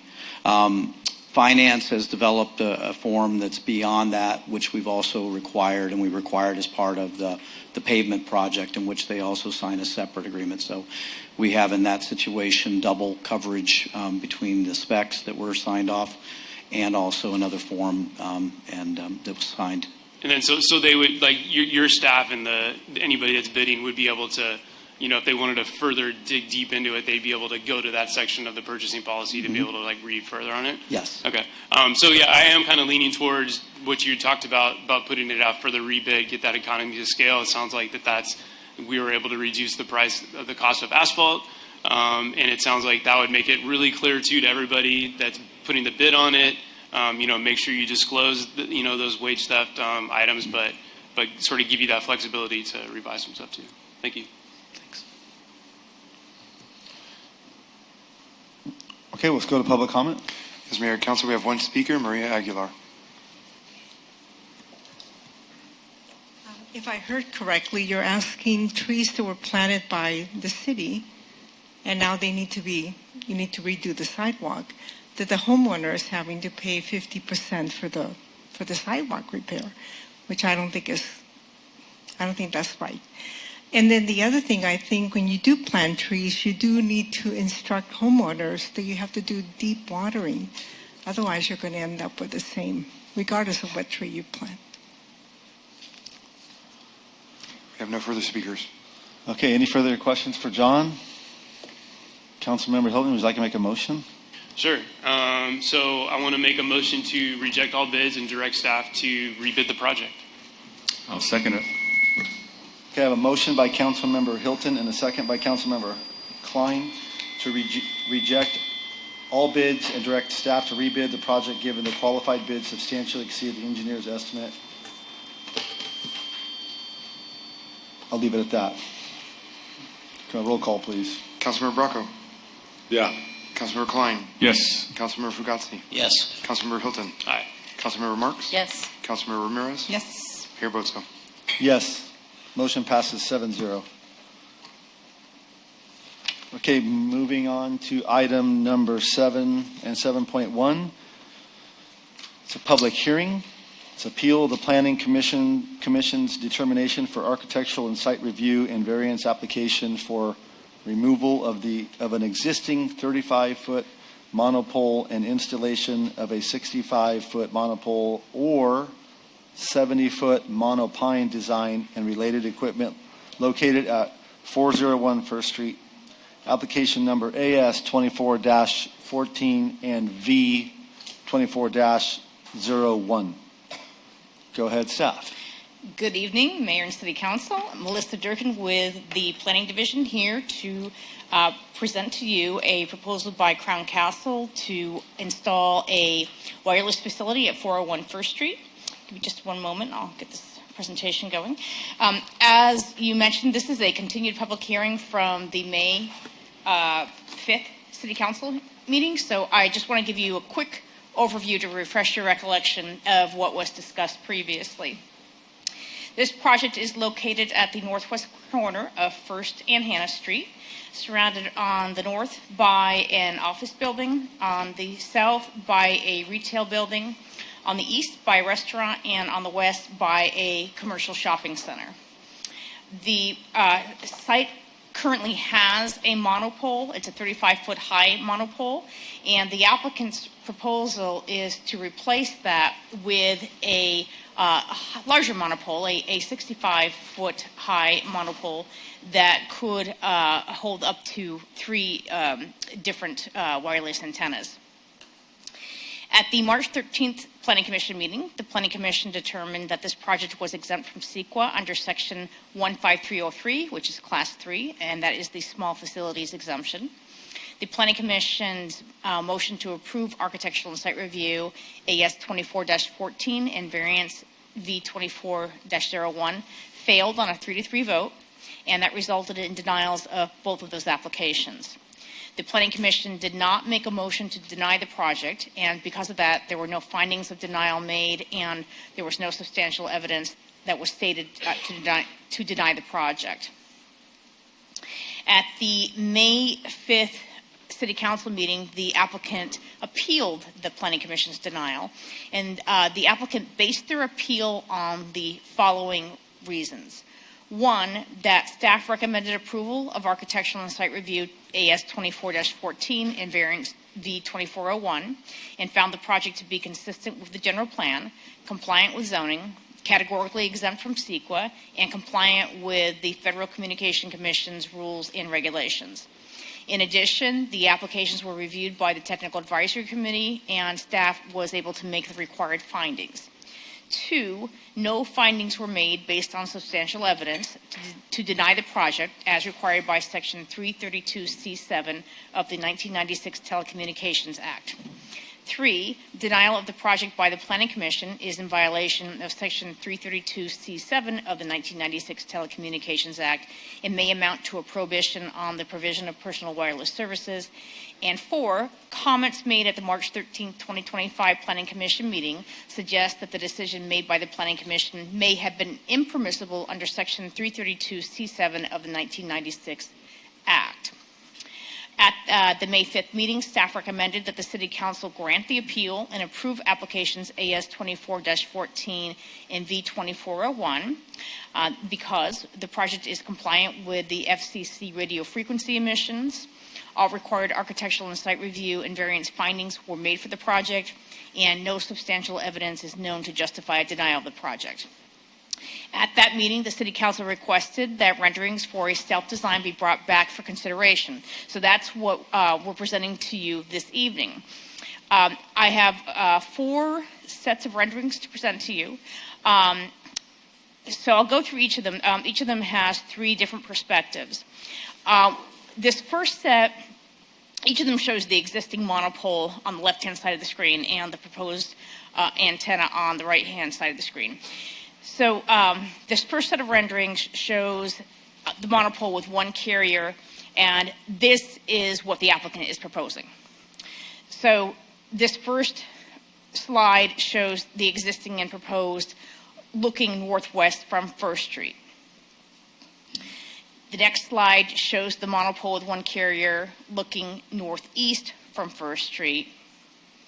And this third slide shows the monopole with 1 carrier looking southwest from Hannah Street. Now, the next set of slides I'm going to show you show 3 carriers. That's not what the applicant's proposing, but we do require co-location, and it is possible that there could be 3 carriers on the pole. So this, if that is to occur, were to occur, then this is what that pole would look like. So again, this is the monopole with 3 carriers looking northwest from First Street, the monopole with 3 carriers looking northeast from First Street, the monopole with 3 carriers looking southwest from Hannah Street. The next set of slides I'm going to show you will be the stealth design, which is a monopine. And so the first set of slides will be showing 1 carrier. This is the monopine with 1 carrier looking northwest from First Street, the monopine with 1 carrier looking northeast from First Street, and the monopine with 1 carrier looking southwest from Hannah Street. And the final set of slides will be showing you the monopine with all 3 carriers. This is the monopine with 3 carriers looking northwest from First Street, the monopine with 3 carriers looking northeast from First Street, and the monopine with 3 carriers looking southwest from Hannah Street. The city code does address stealth design. There are 2 sections that are pertinent. The first is City Code Section 30.35.17L. That code states that stealth designs are required when facilities are located in residential zoning districts or within a planned unit development that has residential uses. Neither circumstance applies to this site. The second code section is City Code Section 30.35.19 V8. That section allows special design techniques, meaning stealth techniques, for facilities when particular sensitivity findings can be made.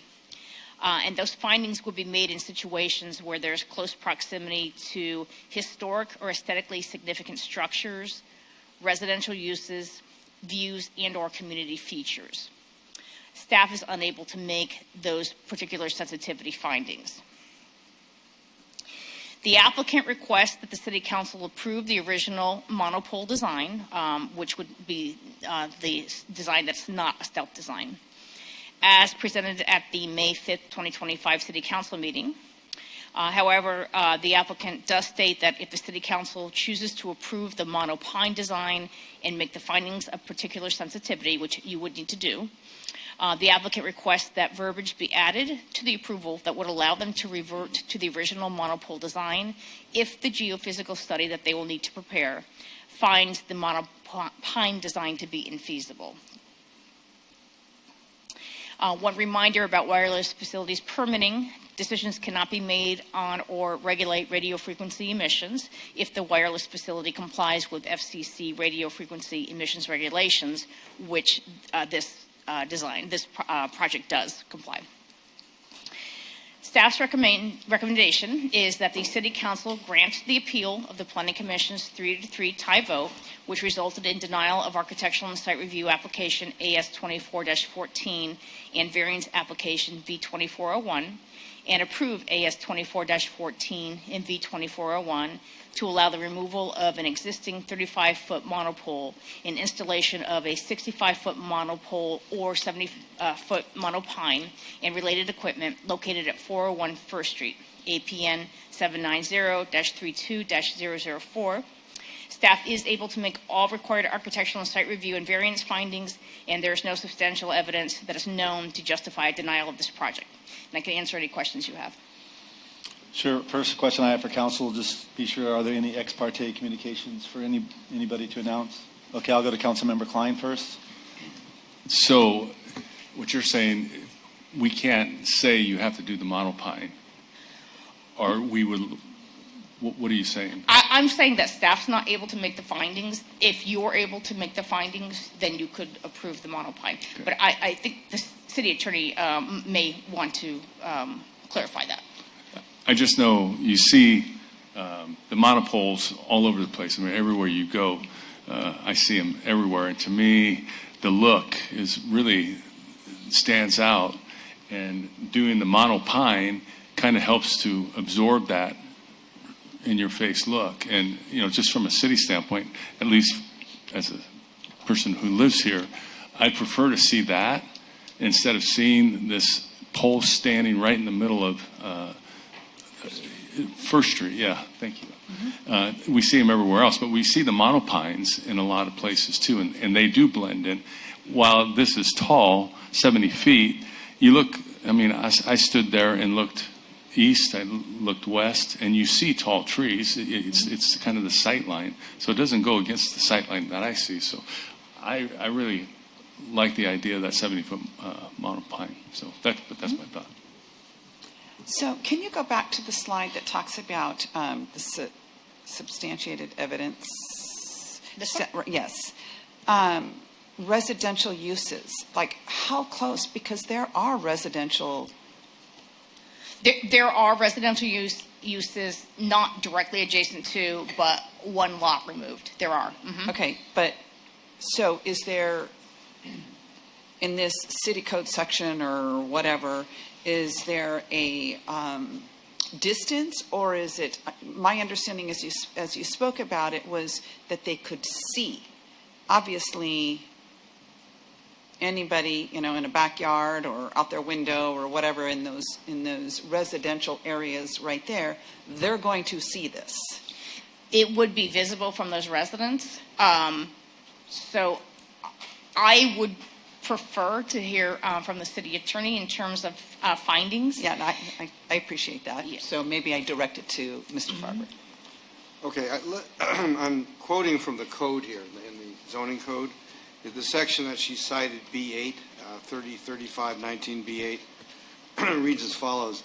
The city shall have the authority to require special stealth design techniques, like the monopine, for telecommunication facilities where findings of particular sensitivity are made, e.g., proximity to historic or aesthetically significant structures, residential uses, views, and/or community features, close paren. So if you believe that this special sensitivity finding can be made, I think you need to explain what proximity, for example, to historic structures, aesthetically significant structures, residential uses, views, or community features apply. It would be challengeable if we required the monopine based on a finding that it looks better than the monopole. that would not be an adequate finding, because that's not special sensitivity. That's just a general aesthetic finding. And our code doesn't allow that general finding to be made. What is the special sensitivity then with regards to the proximity of historic, aesthetically significant structures, or if it's not the look? What is the... It's the view. Okay, Well, so... It's not defined further in the code than what I just read. Okay, I think so... we should use the word views. Okay, so I would argue that the proximity to residential homes, this view of the monopole would be, I don't know, disruptive, and it would be better. It would be a better view if it was be a monopine for the residents that live in close proximity to this structure. Councilmember Fugazzi. I'll give you a little bit more specificity only because I did do a little bit of research on this, and the closest backyard is looks like less than 150, so about 130 feet away to a backyard that's there, and then across the street it's about 170. It's less than 200 yards away from a historic cemetery that exists over there in the back. It's just about equal amount from a school, which certainly impacts, the feeling and whatnot of kids going to school, I guess. There's a lot of community issues, I think, around this that fits that clause that is in our zoning. And specifically for what it's worth, it's at least polling the public, and a small poll online is unanimous that the Monopine is their selection, but that can't be the criteria. I understand that. But I do think that it's much supported given how close the residential community is to that particular site. That's my feeling. Councilmember Hilton. Thank you. I'll kind of build on that too. So back in 2020, we approved our 2040 general plan, right? And then we knew that that's like our vision, that's our ultimate vision, but the script to unfold and implement that vision comes through the zoning code. And when I first got elected, I thought, this is going to be great. I get to work on the zoning code. I did this on the BPAC. I finally get to be a part of this. And this is the perfect example of something that is really, really, really old, right? 2003 is maybe when this specific code was adopted. And we just didn't think about the areas like we think about them today. So like our 2040 land use says that that this could be used for mixed use, which mixed use means housing, residential use, right? Between our First Street mixed use corridor, we can even go further. There could be 100% residential uses that could be allowed there if we can get like farm worker housing, disability housing. But I would say that this is more than likely going to be there for a long time. I think that it will have a negative impact. Like many of the things said, this tower sits 100 feet from an existing neighborhood. They're going to have views. Looking back on it, when I was at First Street in Wren the other day, also looking at this site, I looked off into the distance over to where the cemetery is, and I could see a monopole sticking out, but it was stealth, and that sits on public land. But it also is right behind the views of the residential neighborhood. So I don't know when that one came about, but obviously that was talked about then. This is going to have a negative impact on the horizon. I mean, I could see it from First and Wren. So I think we should mitigate the visual impact through camouflage techniques, such as designing to resemble a tree, particularly in this sensitive area. I think it's visually intrusive and detracts from the natural beauty of the landscapes. I know we're not allowed to talk about health risks, but I think that this cell tower negatively impacts property values due to aesthetic concerns and the perceived health risk of the radiation that they're going to get from it. So I'll build a little more on that as we go on, but those are kind of my initial thoughts. Thank you. So if there's no further comments at this time, because this is a public hearing, the applicant does have an opportunity to address council, and they have 10 minutes to do so if you would like.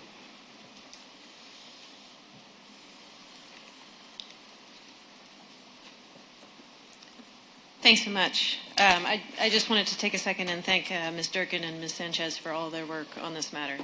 I'm Emily Murray with Alan Macken's Land Use Council for the applicant and appellant.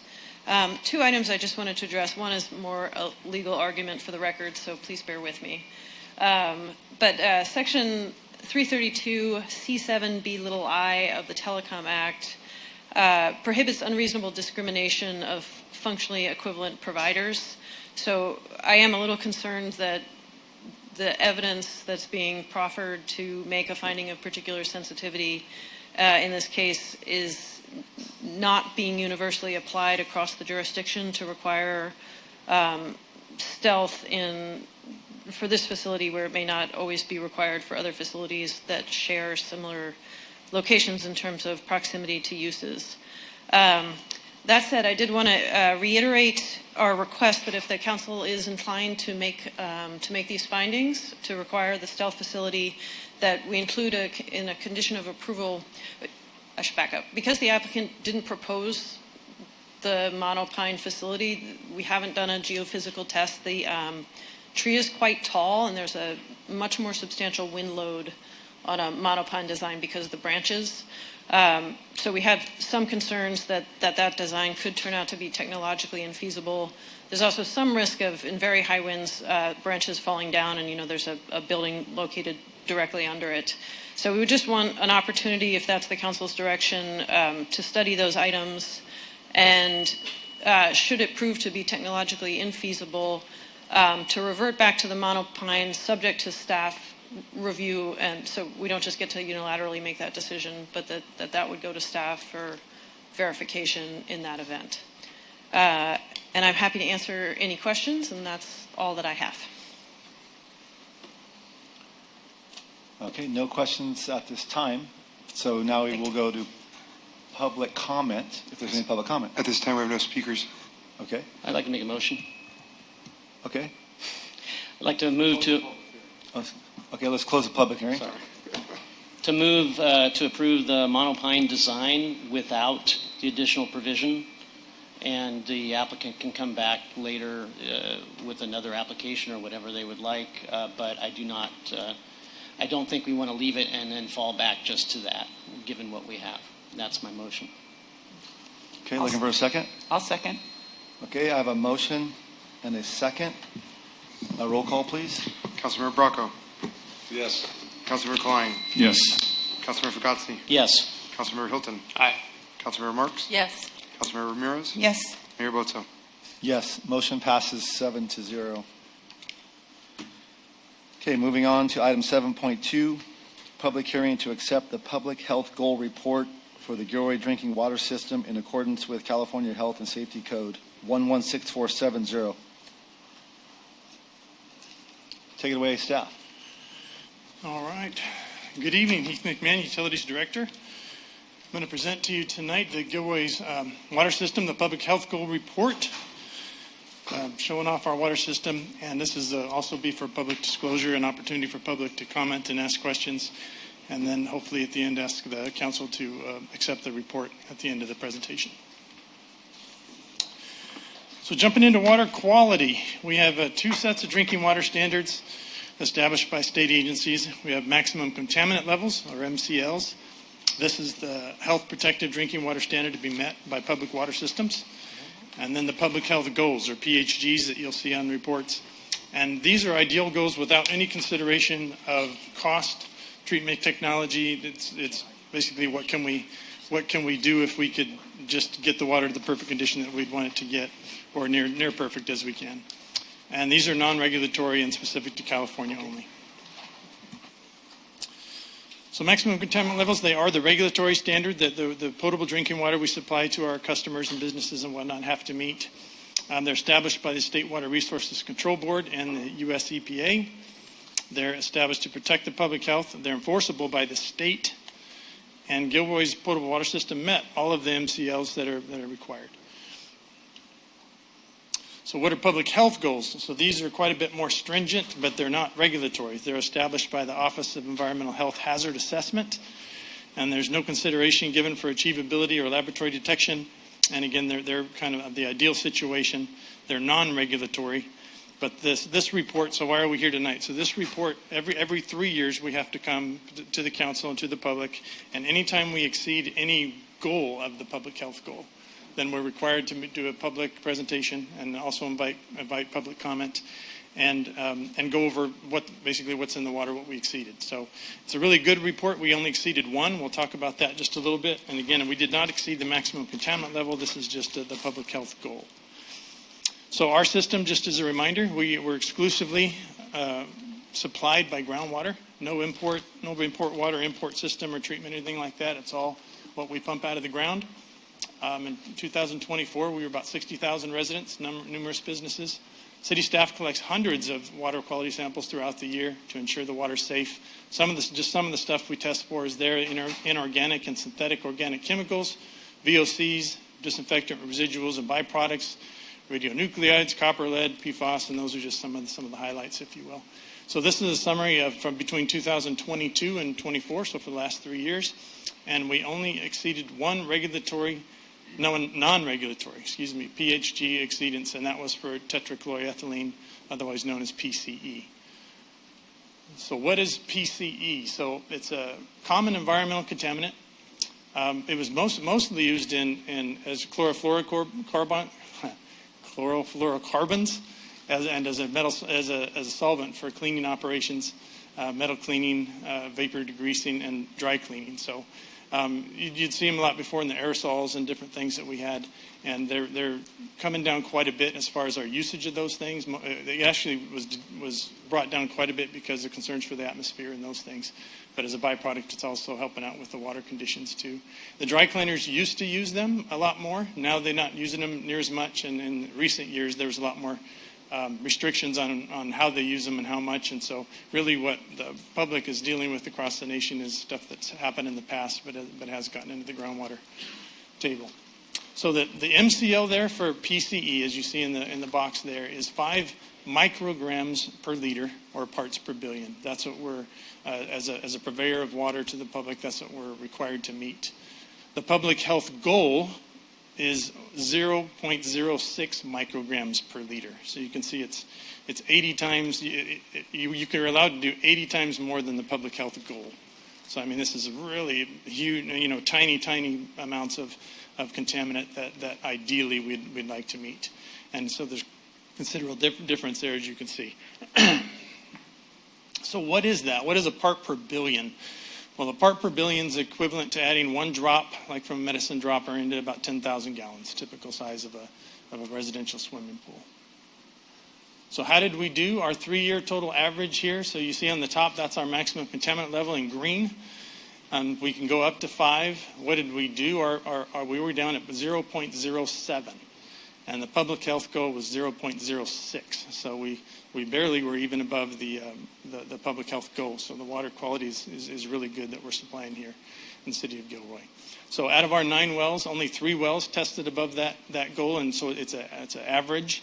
6 wells recorded no PCE, and even the highest single test point that we ever got was 1.8 milligrams per liter. So we're still, even at the highest single point that we had, we were still 64% below the maximum that we were allowable. So our water system continues to meet and comply with all the health standards, the MCLs established by the state and the USPA, and we're not recommending any additional actions or treatment. Again, this is really more for public disclosure, just so you're able to see what's in the water systems, and we share that with the public. And so we're just asking for the public hearing to be opened up, and then for the city council to accept the public health goal report. Thank you, Heath. Any questions for Heath? Okay, we'll go to public comment. We have no speakers this time. Okay, I'll close the public hearing. No further questions. And this is not, we're not taking action on this, so we just need basically a thumbs up if we're accepting this report. Right.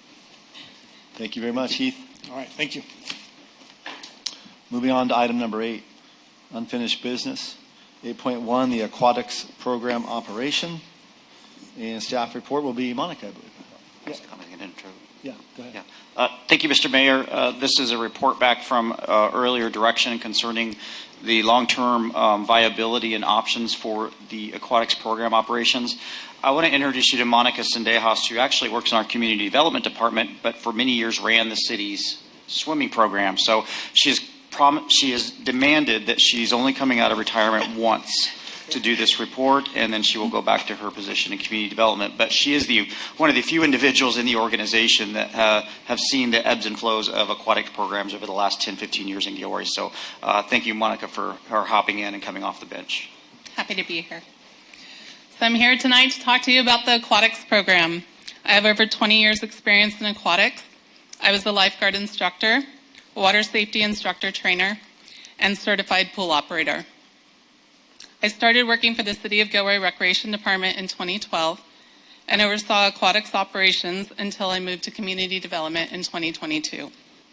Prior to my employment with the city, I worked for the YMCA for 11 years, and during that time, aquatics was part of my management responsibility. So the recommendation before you tonight is to receive a report on aquatics program operations and provide feedback or direction for future operations.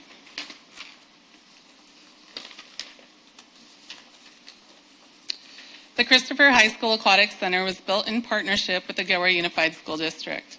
The pool opened to the public the summer of 2012. The city contributed $4.3 million towards the cost of land acquisition, development, and construction of the sites and facilities.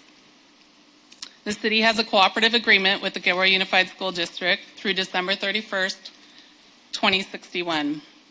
The Aquatic Center is comprised of a zero-entry activity pool with an aqua play structure that has play features and 2 water slides. And the activity pool also has 2 elevated water slides that empty into a 3.5-foot deep catch pool. The facility also has a competition pool with 2 diving boards, bathrooms, office buildings, and a pool pump room. Gilroy Unified School District is responsible for pool sanitation maintenance. They invoice the city for the city's equitable share of maintenance and repair costs.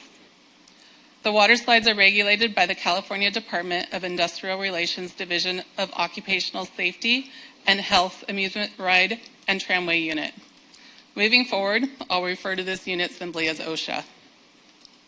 Water slides are regulated and inspected under the same unit as amusement park rides. OSHA inspects and issues permits for the water slides annually. The pool is subject to scheduled and unannounced visits. The main purpose of the inspections is to prevent incidents by identifying unsafe rides.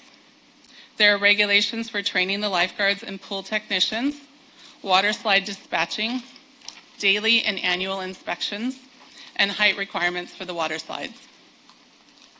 Shade structures were added in 2018 to 3 sections of the pool deck on the activity pool side of the facility. This was a capital improvement plan project. The total project cost was almost $433,000. The total investment in construction of the facility and shade structures was almost $4.8 million. The summer pool schedule is prepared in coordination with the school district. Since the Christopher High School Aquatic Center is on a high school campus, programming is scheduled around the school's schedule. During the summer, the city schedules their programming around various high school sports programs, practices times like girls and boys water polo, The pool isn't open on weekends until the school is out for summer. Through 2019, city staff ran the summer aquatics program. Prior to opening the Christopher High Aquatics Center, the aquatics program operated at Gilroy High School and South Valley Middle School. The program was typically 6 to 8 weeks. It was weekdays only. Swim lessons and 2 hours of recreation swim were offered at Gilroy High School. 2 hours of recreation swim were offered at South Valley Middle School. After the 2011 season, Gilroy Unified School District closed the pool at South Valley Middle School due to a substantial crack and leak in the pool, and the school district subsequently filled in the pool.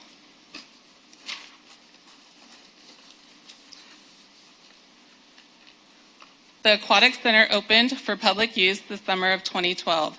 The primary focus at Christopher High Aquatic Center was recreation swim. The program was expanded to include weekends and longer recreation swim time. The facility was open 6 days a week, Tuesday through Sunday. Swim lessons and 2 hours of recreation swim continue to be offered at Gilroy High School 4 days a week for 6 to 8 weeks. City staff continue to operate the summer aquatics program at the 2 high schools through the 2017 season. 2017 was a very challenging summer. In order to understand why it was so challenging, you have to understand lifeguarding. Lifeguard certification is valid 2 years, and you must be at least 15 years old. It costs money and takes time to become certified as a lifeguard. Certification is a prerequisite to employment. Today, if someone wants to get certified as a lifeguard, they must pay approximately $320 out of their own pocket and complete 20 to 25 hours of training. Then there is a written and practical exam that includes in-water rescues and life-saving skills that must be passed in order to attain lifeguard certification. It's physically and mentally demanding to get certified and to work as a lifeguard. The lifespan of a summer lifeguard is typically 1 to 3 years. It's generally a teenager's first job. They're young and inexperienced, usually 15 or 16 years old, and they either like it or they hate it. As they enter college, their focus may shift to their field of study, and resume building internships and work experience in their field of study becomes the priority. And there are also competitively paying jobs out there that don't require the time and money it takes to get and maintain a lifeguard certification. Attracting and keeping lifeguards working at a summer pool is challenging. The issues in 2017 were compounding. We had staff with limited availability. Our team was young in age and maturity. 44% of the lifeguards were brand new and therefore didn't have much deck experience, which is time learning how to be a lifeguard, how to enforce rules to prevent injuries, and how to quickly recognize risky behavior that may lead to a swimmer being in distress. And we were lacking senior leadership. Following the 2017 season, staff solicited the City of Morgan Hill Recreation Department to run Gilroy operations. Morgan Hill submitted a proposal for almost $163,000 per month, which is roughly $488,000 for the summer. Shortly thereafter, Morgan Hill withdrew that proposal. They began experiencing some of the same challenges Gilroy did during the summer of 2017. In addition, Bay Area experts were warning of industry-wide lifeguard shortages. City staff reevaluated our capacity to safely run a program and consolidated operations to one facility. So all operations, including swim lessons, were moved to Christopher High School Aquatic Center for the 2018 and 2019 seasons. COVID shut down operations in 2020 and 2021. If you remember, in 2021, we were still having spikes with COVID, and there were stringent requirements for operating pools. In the fall of 2021, a request for proposals, also known as an RFP, was released for management of the Christopher High School Aquatic Center for the 2022 season. The city wanted to return to having a summer aquatics program, but the pandemic-related reduction of the Recreation Department to a division left the recreation without the bandwidth to have a staff-run program. During the RFP process, the city offered a site walk, and the YMCA of Silicon Valley attended, as did Swimming Swan, LLC. The YMCA does not have a presence in South Santa Clara County. Their closest pool is in San Jose. The YMCA submitted a proposal and then, with disappointment, withdrew the proposal. The YMCA of Silicon Valley Chief Operating Officer told the city that as they were emerging from COVID, they were financially unable to take on a subsidized program of this magnitude. City Council awarded Swimming Swan a contract to be the summer aquatics operator for the 2022, 2023, and 2024 seasons. In November of 2024, a new RFP was released for management of the Christopher High School Aquatics Center. In March of 2025, a one-year contract was awarded to Swimming Swan, and council directed staff to return with the analysis of the program. Per the cooperative agreement with the school district, the city pays its equitable share of maintenance costs for the Christopher High Aquatic Center, which averages $76,600 per year.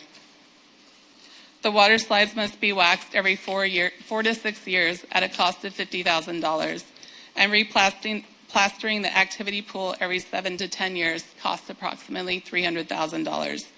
Based on these costs, the city can anticipate spending at least $1 million over the next 10 years on the upkeep of the facility. City operates on a fiscal year from July 1st through June 30th. This analysis was conducted on a calendar year basis to align with the summer season. This is why it took time for staff to be able to come back and pull these numbers together for council. Staff evaluated the 2011 season to show the cost of a smaller program that was focused primarily on swim lessons. The Christopher I. Aquatic Center wasn't open yet. The city-run program was 6 weeks long at Gilroy High School and South Valley Middle School. Programming was weekdays only, and there were no water slides. Swim lessons were $7.50 a class, and recreation swim was $2 for 2 hours. Recreation at swim at South Valley Middle School was free for qualifying low-income families. The city net loss that year was $58,011. Staff compared city-run programs in 2018 and 2019 to consultant-run programs in 2023 and 2024 for all operations at Christopher High School Aquatic Center. The staff report provides actual figures for each year, but the slide before you tonight shows the average for the years evaluated. The city's average expenses were $227,000 higher with a city-run program. While the city didn't yield any revenue with the consultant, the net loss was $86,134 less with a consultant than with a city-run program. $1 in 2018 is equivalent in purchasing power to about $1.27 today. So that we compare apples to apples, staff evaluated these totals in 2025 dollars. The city-run average expenses were $342,000 more than the cost of having a consultant. The average net loss for the city-run program was almost $423,000. By 2025 standards, the average net loss was $165,000 less with a consultant than with a city-run program. The average program statistics showed the city had an average of 910 swim lesson participants at $13.13, and the consultant had 1,576 participants at an average of $13.75 per class. The city had an average of 11,575 users for recreation swim, and the consultant had 5,994. The average fee for recreation swim on weekdays for the city was $6.50, and for the consultant was $9. The average fee for recreation swim on the weekends for the city was $8.50 and $11 for the consultant. There is a disparity in the number of recreation swim users with the city versus the consultant. It's worth noting that the city-run program benefited from 8 consistent seasons of operation. The consultant, on the other hand, was following a 3-year hiatus, 2 years of no operations due to COVID, followed by 1 year without the water slides being operational. The consultant's success thus far is evident in the growth of the swim lesson program. The Christopher High Aquatic Center has some considerable costs that are required for upkeep of the facility. The city's equitable share of maintenance and repair fees are approximately $76,600. Water slide maintenance is $50,000 every 4 to 6 years, and replastering the pool is $300,000 every 7 to 10 years. Regardless of whether the aquatics program is run by the city or a consultant, the program at Christopher High School Aquatic Center will continue to operate at a loss for the following reasons: high staffing costs. The zero entry activity pool is not designed to be a teaching pool. There is no membership model to offset the cost of operations, and there's no facility rental income. Let's talk about these reasons in a little more detail. The high staffing costs. The operator needs more staff on deck than a normal rectangular pool because of the 10-20 protection standard and blind spots caused by the aquaplay structure. The 10-20 protection standard is when a lifeguard sees someone in distress within 10 seconds, and is able to get to that person within 20 seconds. OSHA waterslide dispatching requirements mandates that 2 positions in the rotations are not scanning the water. They are dedicated to dispatching single riders on the water slides. Mandated lifeguard and water slide training increases the total employee work hours considerably, and daily inspections of the water slides also requires more employee hours. As part of the daily inspection, lifeguards must walk or crawl the water slides while looking for cracks or areas that might cause abrasions, ride the slides, and test the emergency stop buttons. The zero entry activity pool is not designed to be a teaching pool. Swim lesson capacity is limited in that pool. 2/3 of the pool is not functional space for swim lessons because it's too shallow. There is no membership model to offset the cost of operations. You won't achieve cost recovery with daily user fees of $10 or $12, and attendance at the pool will decrease significantly if admission is priced for cost recovery at $25 or more per person per day. There is no facility rental income. Usually facilities with a competitive competition pool can make extra money by hosting competitive swim meets or water polo tournaments. Rentals are limited at Christopher High Aquatic Center because of scheduling challenges with school sports programs and summer pool operations. In addition, per the cooperative agreement, the school district manages rentals of the competition pool and retains the rental revenue. Drowning is the leading cause of death for children ages 1 to 4, and the second leading cause of unintentional injury deaths for children ages 5 to 14. Swim lessons are crucial for water safety, physical development, and building confidence. Teaching a child to swim is a life skill. The city needs to have an aquatics program for the community. The cost of having a facility with 2 pools and water slides, like the Christopher High School Aquatics Center, and running an aquatics program is high. The findings of this analysis show that using a consultant is the most cost-effective approach for the city. The current agreement with Swimming Swan expires on October 31st, 2025. Staff plans to release an RFP this summer and come back in the fall to award the contract. There is value in having a city-run aquatics program. When you can have a year-round program in a city-owned facility where you control the scheduling and you have specialized staffing in place to manage it. Staff recommends that this be part of the discussion with council when a full assessment of recreation is performed as part of the work plan. So the recommendation before you tonight is to receive a report on aquatics program operations and provide feedback or direction for future operations.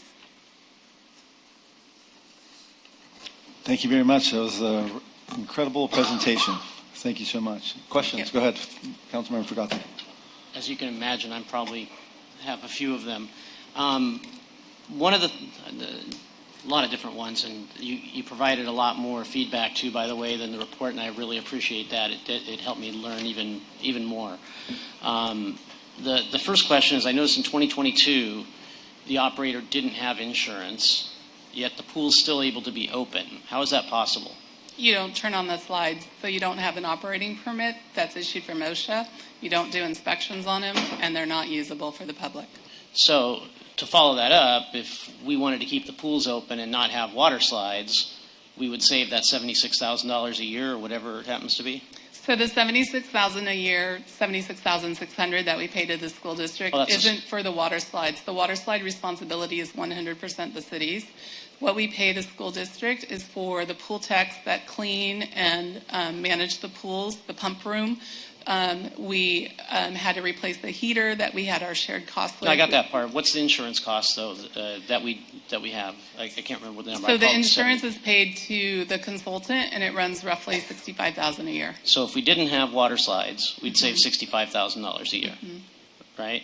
Correct. And as I understood, also, especially from your oral presentation, we actually would save a lot more if we didn't run those in that area because we would take less staff because they have to have people up on the water slides and everything around that. So that's certainly something we could come back or get you guys to come back with and reevaluate operating the pool area without the water slides, if that would seem more reasonable. I also wondered why we didn't put into the report any projections, because there were projections in the budget for swim numbers that I saw, or number of people going in there. Why didn't we have any kind of actual projections on costs? And I mean, that's what I was hoping to see. Because my understanding was you wanted an analysis of the program from previous years, and so my focus is on that. I'm not part of Recreation anymore. I could certainly work with the team to bring that information to council, but my understanding was you wanted the history of the program and what it costs for the city to run the program versus a consultant. So that's what we provided today. If you'd like more of an analysis, we could certainly do that. I think the decision that we have to make is how we're going to go forward. And how we're going to go forward is partly with looking back, but it's also, the majority of it is if we go forward and we choose this path, it's going to look like this. And if we choose this path, it's going to look like this. And I certainly think that's the best way for us to make that decision. And especially now with knowing that there's some cost changes that we can have would definitely be helpful. Does the analysis using the 2025 numbers help you with it's understanding that? it's certainly somewhat helpful, but there's a lot of differences there that that are not indicative of that, because there's labor costs don't necessarily scale the same way. I think looking at it, like if we had to manage this is what it would cost. If we continue with the consultant, this is what it costs, and we can see this. Oh, okay, that makes sense. Even if it's $50,000 more for the city to do it ourselves, but then you also go, well, by the way, you also get these other benefits. We're more flexible. We have different. So there's a lot of different advantages there too. Did you ever get numbers from the consultant as to what their revenues numbers were, or are we just still extrapolating? Because I know I looked at some other cities who have done things like this, and I know fellow council members have shared things where the contractors actually were asked and did provide the actual revenue numbers. And it seems like that would be, and I mentioned that I think in the last meeting as well, to get that information would be helpful. Mr. Brigaz, I could help with that one. First, we do want to point out that shutting down the slides was considered a correlation to why the amount of recreation swimmers went down in half. So that's something that has to be considered. It's not a direct cost savings, because there will be most likely a reduction in revenue. The contract with Swimming Swan has no requirements for them to do so. It was simply a cost and service contract, and so they are under no obligation to cover their financials. No, I so get we that don't have the ability to get them from them in this contract. I mean, we could ask, and they could say no. And also, I think the reasoning that you gave for the lower numbers was not because of the slide. That was interesting additional information. The reason was because you didn't have enough lead-up time in the 21, 22, or 22, 23, what have you, as opposed to before. So that's certainly interesting information. The program was able to ramp up and run. We were not able to get the slides certified because there wasn't enough lead-up time to do that. Right, I know, but the lower numbers she explained as being because the amount of time, So the pool was closed for 2 years because of COVID. Right.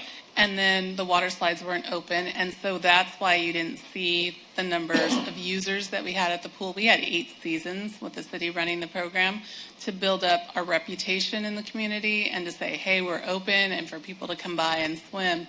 Well, when you have your pool closed for 2 years and then no water slides, it takes a little bit of time to earn that reputation again in the city for you to be a place. They've found alternative places to go during those 3 years, and now to build that back up is going to take a little time, and I think they'll get there. They're just not there yet. Well, yeah, I mean, it's 7,500 and 8,100 in the budget, and that even exemplifies for me why understanding how that flows out into the future makes that much easier to understand. Oh, yeah, well, this is not something we want to build in the city, or this is something, that, because the other thing that we have with this too is that with only one person that can provide it to us, it also can get pulled out from us so easily, and we'll have nothing. So that's also a risk that we may not want to take. We may want to spend $125,000 more a year or something for the city, but it definitely definitely those are things I think I'd still want to know before we were making a decision for it, and I'll leave the rest of the time for the rest of the council. I can see Kelly over there already.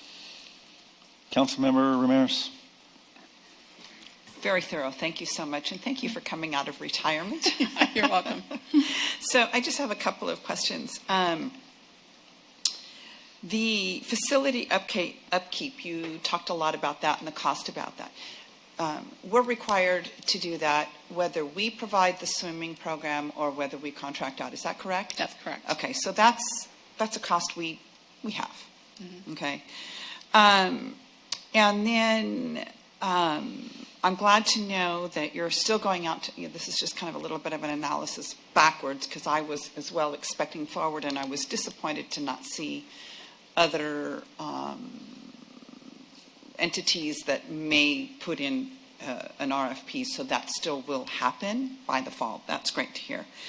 You talked a lot about the cost of training and how difficult it is to retain lifeguards and the labor pool, if you will, is problematic.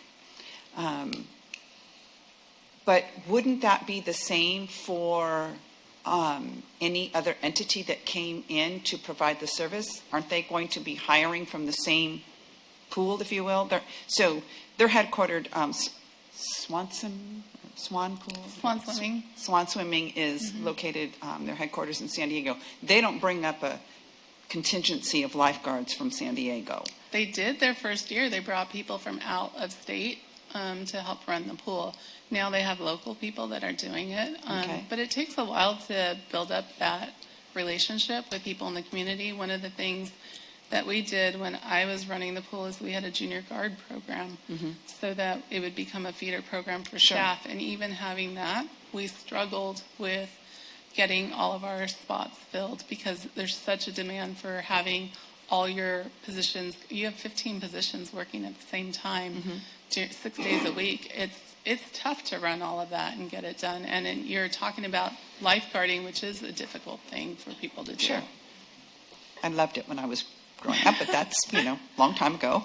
Yeah. That's interesting that you say they did bring in people from out of state, so they housed them, and about how much of their workforce was from out of state that they had to house? I'm sure that they extended those fees and costs to us as a city. So how many people is not a conversation that I had with Melissa to know how many of those people were from out of state, but I know her lead trainer and her pool operator for the first year was someone out of the area that she did have to house and fly in and bring to do it because there was nobody locally that she could identify to do that program. Okay, so it wasn't like the whole contention of lifeguards and things No, like that. I mean, that would be talking 30 people. No. Okay. Yeah, okay, so I just want to make clear, because she did mention that when she spoke, that she brought in the pool manager from out of the area. Yeah. Okay.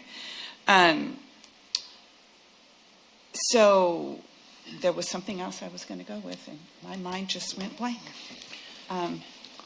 One more question, Yeah. Jimmy, on the funding funding to Swimming Swan. Does that come out of the same 290 recreation fund? It does. Yes, it Okay, does. Just wanted to confirm. I have a question while you try to remember, Councilmember Ramirez. I think in the past, maybe, I don't know if it was just myself, but some of us, or maybe the public, oftentimes may have compared, the Christopher High swim program or pool with maybe another city that has a pool. But their pool is on a year-round basis, and the Christopher High is limited to less than 3 months, I believe. Could you talk a little bit more about that and the challenges that come with that? Sure. I believe that's why this facility was built to begin with, is because our neighbors had a pool that was open year-round, and it had water slides and a competition pool, and our community was asking, where's our pool? Where's our water slides? And they were looking for a fun place to be able to do the same kinds of things that they do next door to us, and not have to drive 15 minutes down the road to get there. And so council, when they voted, I wasn't part of the city at that time, but when they voted to bring the pool in, I think that was their intent. That was Recreation's intent, to offer this great service. And it was the community's excitement to bring it here that spearheaded the project forward. This is my opinion, not that of the city, is that the whole process wasn't thought out in terms of the costs that would be involved over the years. It wasn't understood by council, I don't think, and by staff, that the water slides would be regulated by OSHA the way that they are. The pool is a very regulated industry, and it makes it very difficult to operate a fun place when you have to meet all these objectives that have dollar signs attached to it. And so I think it continues to be a challenge with Gilroy wanting a place to be, to have fun, but we don't have, with the city, the deep pockets to be able to support that because we don't have a membership model like the YMCA does with the city of Morgan Hill to operate that facility. They have a membership model that supports it and helps to subsidize that. They also, with their YMCA programming, are able to capture the indoor pool also to be able to use that at the CRC. And we don't have an indoor facility. So the differences that we have leave us a little shorter than what they do. But it's a great thing to have for the community. I can tell you when we opened the pool in 2012, people were thrilled about it and really excited that we had it. But we aren't the same kind of financial institution that can support it because we don't have the membership model. Does that answer your question? Great. Yeah, very good description. Okay. Yeah, thank you. Additional? Just for another piece of clarity, so in the activity pools, that's what you call that one? It is. So no lessons, no yoga, nothing else happens there other than goofing around in the pool, right? So during rec swim time, that's all that happens is goofing around. When in 2018 and 2019, when we moved everything to one pool, we did offer swim lessons in that pool. We're just limited on the space that can be used. So, back at the beginning of my slides, when you're looking at this pool, everything that you see in this picture right here is not usable space for swim lessons because it's too shallow. So it's not usable space. The space that we used for swim lessons is what you can see behind this aquaplace structure. There's a peninsula that comes out there, and there's an area before the catch pool. Let me see. Right here, this is a better picture. So this area right here, we can use for swim lessons, and this area right here for swim lessons. But this is 3.5 feet deep. We also use the competition pool for swim lessons, but in that pool you only have about 1.5 lanes of shallow water, and then it's already 4.5 feet deep. So your little 3-year-old, 4-year-old, 5-year-olds, to get into that pool is terrifying for them. You're going to spend the whole time with them crying on the deck rather than getting in the water. So it's really not a teaching facility. Can they make it work? Yes. The consultant has shown they make it work very well. The smaller set of slides, they don't require an operator on them? They do. They do? There's one that's at the top of, this is the elevated slides right here in this picture. And then there's one that sits on the top of the aquaplace structure. And you also have to be 16 years old by law to be a dispatcher. You can't be a 15-year-old lifeguard in dispatching. Further questions? This is going to be a random question. I do not even anticipate you have any answer, but I'm just curious. Gilroy Gardens has something similar. Do they close often because they're understaffed or they're not adequately staffed? Or I don't know what their staffing levels are, whether they operate or close. I can tell you that that facility doesn't have a deep pool. Right. And so there is such a thing as shallow water lifeguarding. Mm-hmm. So it's when a pool is under 5 feet, and that is a little bit easier to do because if you can imagine, trying to get a body off the bottom of the pool in a 10-foot deep of water, that skill set is very different for someone being able to stand and go down and pick up someone. So they have that as well. So it's a different certification process. Yeah, it's an easier certification process. And probably less costly. It probably will be about the same cost, but Okay. it is not as rigorous. Okay, so, I mean, could it be that, hypothetically, operating the consultant or city or Y or whomever, you are hired specifically for this pool and you are hired specifically for this pool based on the certifications? It could be. Okay, thank you. The difference also at Gilroy Gardens is they have exactly what you want, and that's a membership model. That's what they have, and that's what makes it one of the things that makes it possible at Gilroy Gardens, amongst many other things, I imagine. We do have to go to public comment, so why don't I do that? Yes, So Mayor, public Council, we have one speaker, Ron Kirkish. Thank you. Good evening, folks. I grew up in Pacific Grove, and I learned how to swim at the saltwater pool, which was very cold. And as an 8-year-old, we just learned how to deal with it. And I'm just wondering, when you look at the cost for operating the pool, what was it, $340,000 or something like that? And is there any of that cost due to trying to maintain the temperature of the pool? If not, then my question is nonsense. But if we have to maintain the heat of the pool, then that's going to cost money too. And I'm thinking that people go swimming in the ocean. Ocean is cold. They get used to it. I grew up in a Pacific Grove, like I said. It was a saltwater pool, cold water. So if we can reduce some of the cost of operating to help make this thing pass, that's something I would think. And maybe there's something else too. Thanks. We have no Thank further you. speakers. All right. Any further questions? So I'll throw out. You have further Just questions? one quick question. There seems to be, regardless of cost, because I could probably make an argument that, okay, the city should spend $200,000 more because it's important for everybody in the city. But it's just a feeling of reticence that the city even wants to do this, right? That it's not just cost. It's like, okay, well, we really want this other company to do it rather than us. It just feels that way to me. Is there some other underlying reason or something where reasoning that's more subjective or what have you that we don't want to do this or we don't feel like this should be in our wheelhouse? Councilmember Fugazi, I'll answer that one because I think that is very true. This is not a program that I would say myself or staff, when I talk to them, are enthusiastic about redoing because of the troubles and the challenges previously. They have history. I think they have a little bit of trauma from those years and trying to keep this thing going.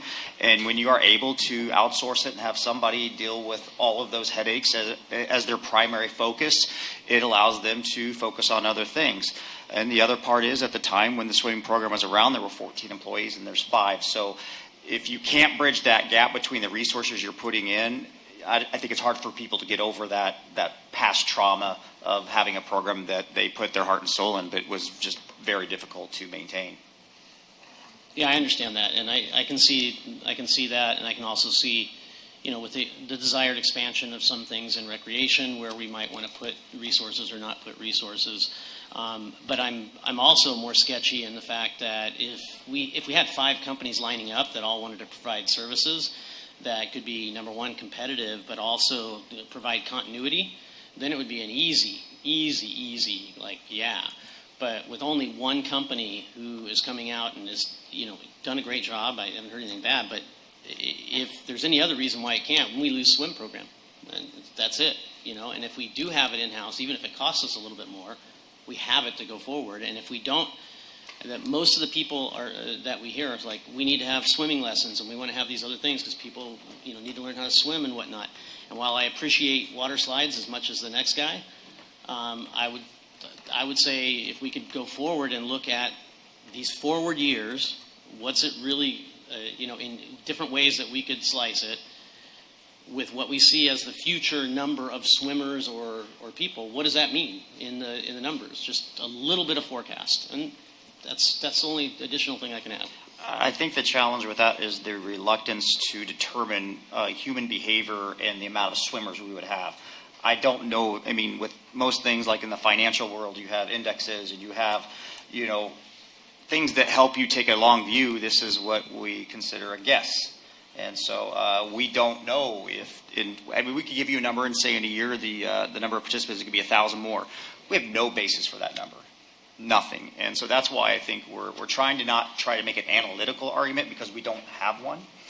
But the last thing I'll tell you is that we are going through, there's 3 businesses of cities you do not want to be in, and that's universal. Golf courses, swimming pools, and cemeteries. And you can look at many communities who have gone through this, and some I've been part of. I was in Morgan Hill when those pools were built, and they were built with a model that you didn't have here.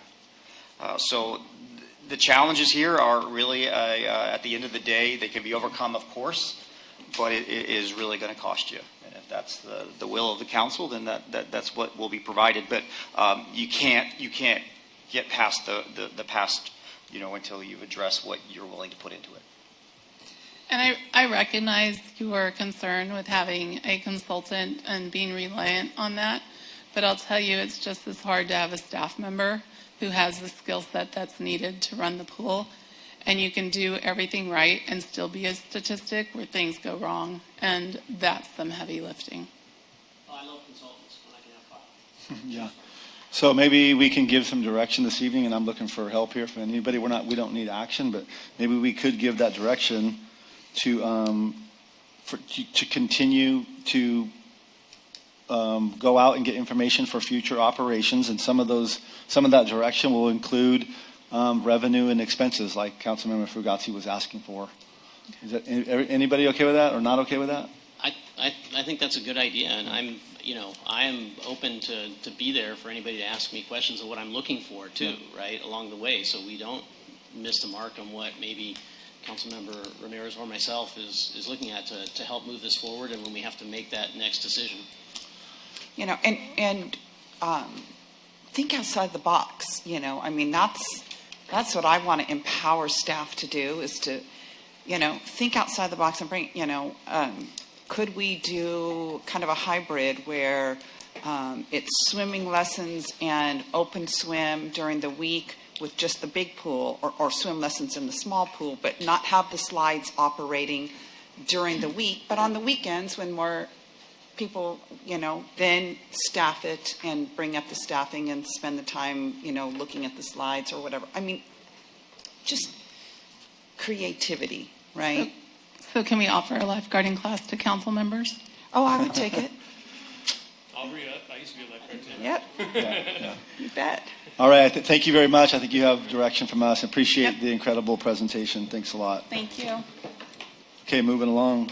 8.2, Sharks Ice update, please.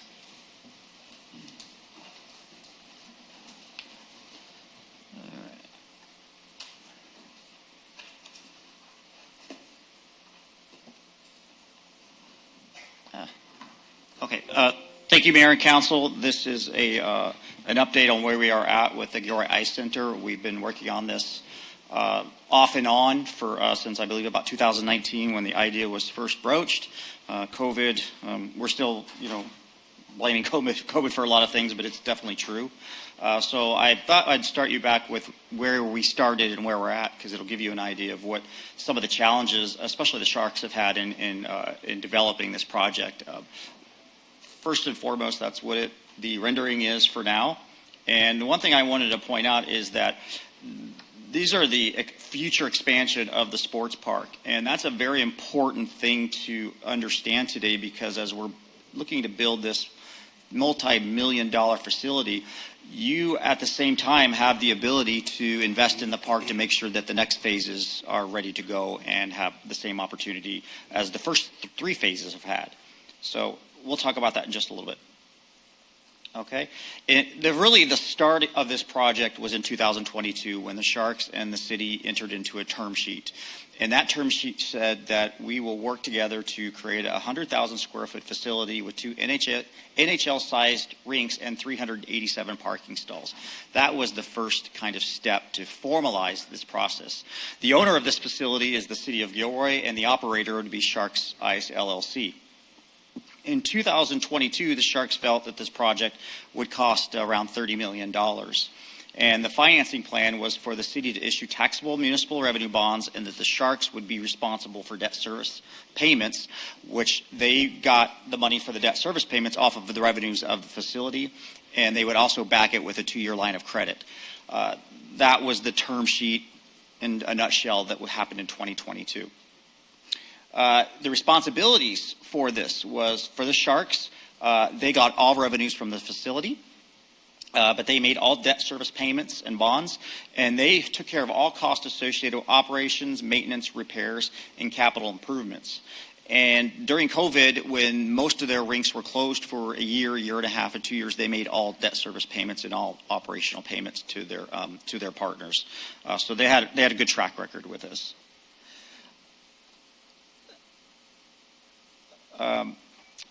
In 2023, 2 years ago, the city entered a consulting agreement with the Sharks, and their responsibility was to establish the design and renderings. That picture that you saw before, they led that effort, and then they were going to get us to the procurement process, which we paused that process to go to the ballot in 2022. In order to, we paused that in order to go to the ballot in 2022 to get the design build process.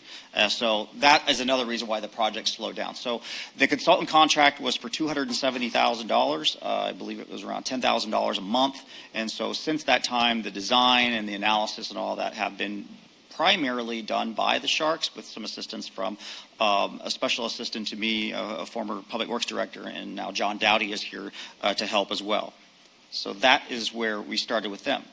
Their responsibilities in 2023 was to establish design and renderings, to procurement process, and then project budget. So I highlighted project budget because that's where we're at right now, is project budget. And then the next two would be for the preparation of long-term lease agreement, and then for paying of the outside construction manager. So they'll hire the person who actually runs the project. The city's responsibilities in that 2023 reimbursement agreement is we paid half of the architect cost. And the reason why the city paid half of the cost is because if the project never went anywhere, it never got financed, it never got built, the city would retain all the building plans and design features that we could use at some point to restart this process. And then a part of that agreement, we provided the support services, the planning department, CEQA, permitting, the preparation of bidding documents, and then the construction of public improvements. And public improvements is what we're going to focus mostly on today in this update. The construction of public improvements evolved around several places. City responsibilities was the Monterey Frontage Road widening and potential land acquisition. So that property that is there along the frontage road, we have been discussing opportunities to use part of that property, and so that's been ongoing. And then traffic signals at the Monterey Frontage Road, Church in Luchessa, and Monterey and Luchessa, excuse me. And then one of the big pieces that we have found is environmental mitigation. That sports park is in a floodplain, and putting an impermeable building requires some earthwork and some adjustments. And then all of the utilities for that facility, which is water, wastewater, and storm drains. So at that time in 2023, the thought that the city's contribution, which is no general fund dollars, its impact fees, would be about $5 million at that time. And going back to that first picture, these public improvements that the city would be paying for would benefit the rest of the park through time. For example, there is a drainage pipe or culvert or something that needs to go through the middle of the entire property in order to, to continue its development. That would be part of this project because of already the mobilization you have out there. It would be the time to do that. So the schedule was close to the original plan until April and May of 2024. And at that time, the Sharks had begun looking at a larger facility. They had some thoughts and ideas of other hockey opportunities at the junior or even professional level. And so they wanted to look at more seating and perhaps some other amenities that would make that facility more desirable for not just recreation and adult hockey, figure skating, and the such. So they began that process of adding additional seating areas, which required more environmental analysis.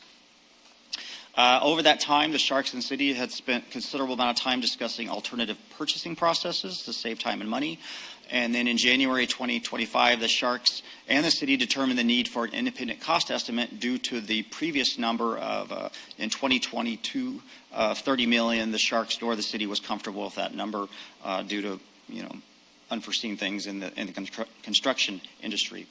There was also the potential for additional earthwork, and we've talked about a few times about the understanding of the farmland and that it's been farmed forever and not knowing what exactly is in the dirt, and that could necessitate dirt being brought off-site into that facility, which is an extremely costly adjustment. And so the independent cost estimate is expected to be completed in mid-July. And so when we look at how the cost estimates have gone, let's go back to 2022 when they provided an estimate of $30 million. In 2024, the architect provided an estimate of $59 million. And that was not deemed a reliable number by the Sharks because architects are not essentially qualified to determine construction cost. So the Sharks believe that the project could be built for less cost and have been reconciliating those estimates. That is the only thing we are waiting on right now. And we have been told that the Sharks will be done with that number in mid-July next month, 2025. Since 2022, construction cost index increases 13.4%, 9.3, 9.4, and then 2024, 2.3. And then, of course, there's been higher interest rates. So those have been the challenges, especially when, getting cost estimates. The other area that the cost estimator who put these together has automatically put in cost for tariffs and items like that that are variables and ones that I believe the Sharks think that they can adjust to bring that number down. So that number is very important for the council going forward because we do believe the $5 million that was originally there a few years ago is more likely going to be close to $10 million.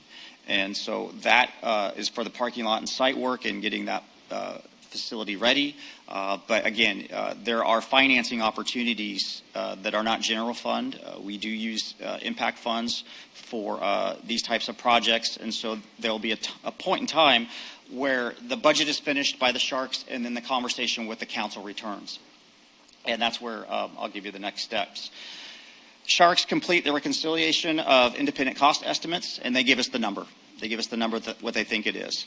And at that time, the city takes over that number and determines a financing plan.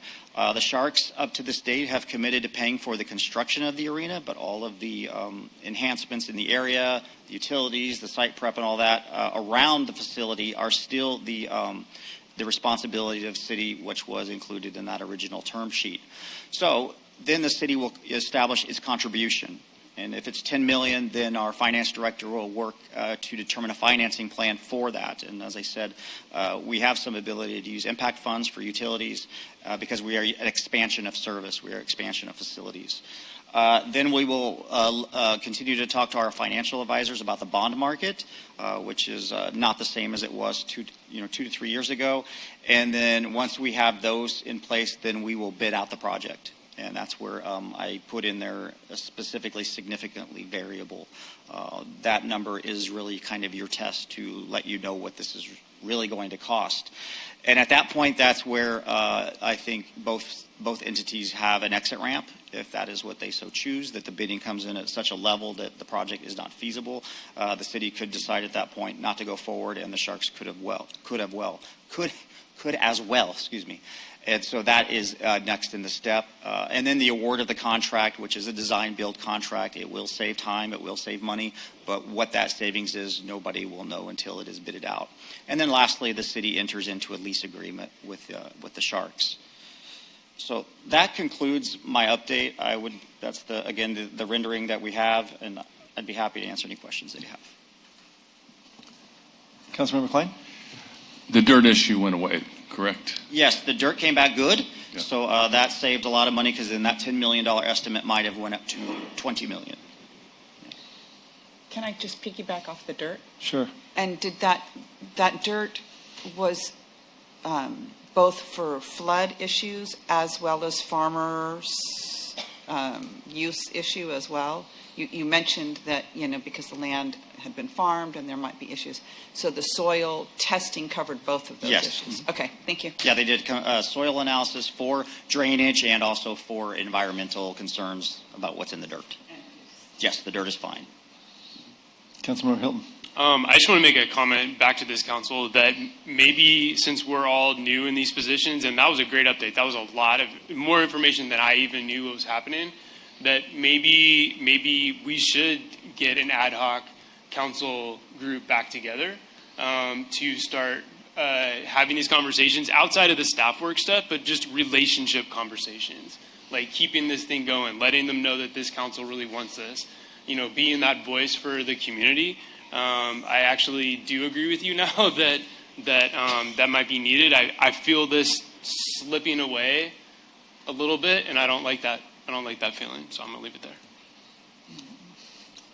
I got just a couple of questions. So the off-ramp part of it that you mentioned, what would be your roundabout estimate of our sunk costs at that point?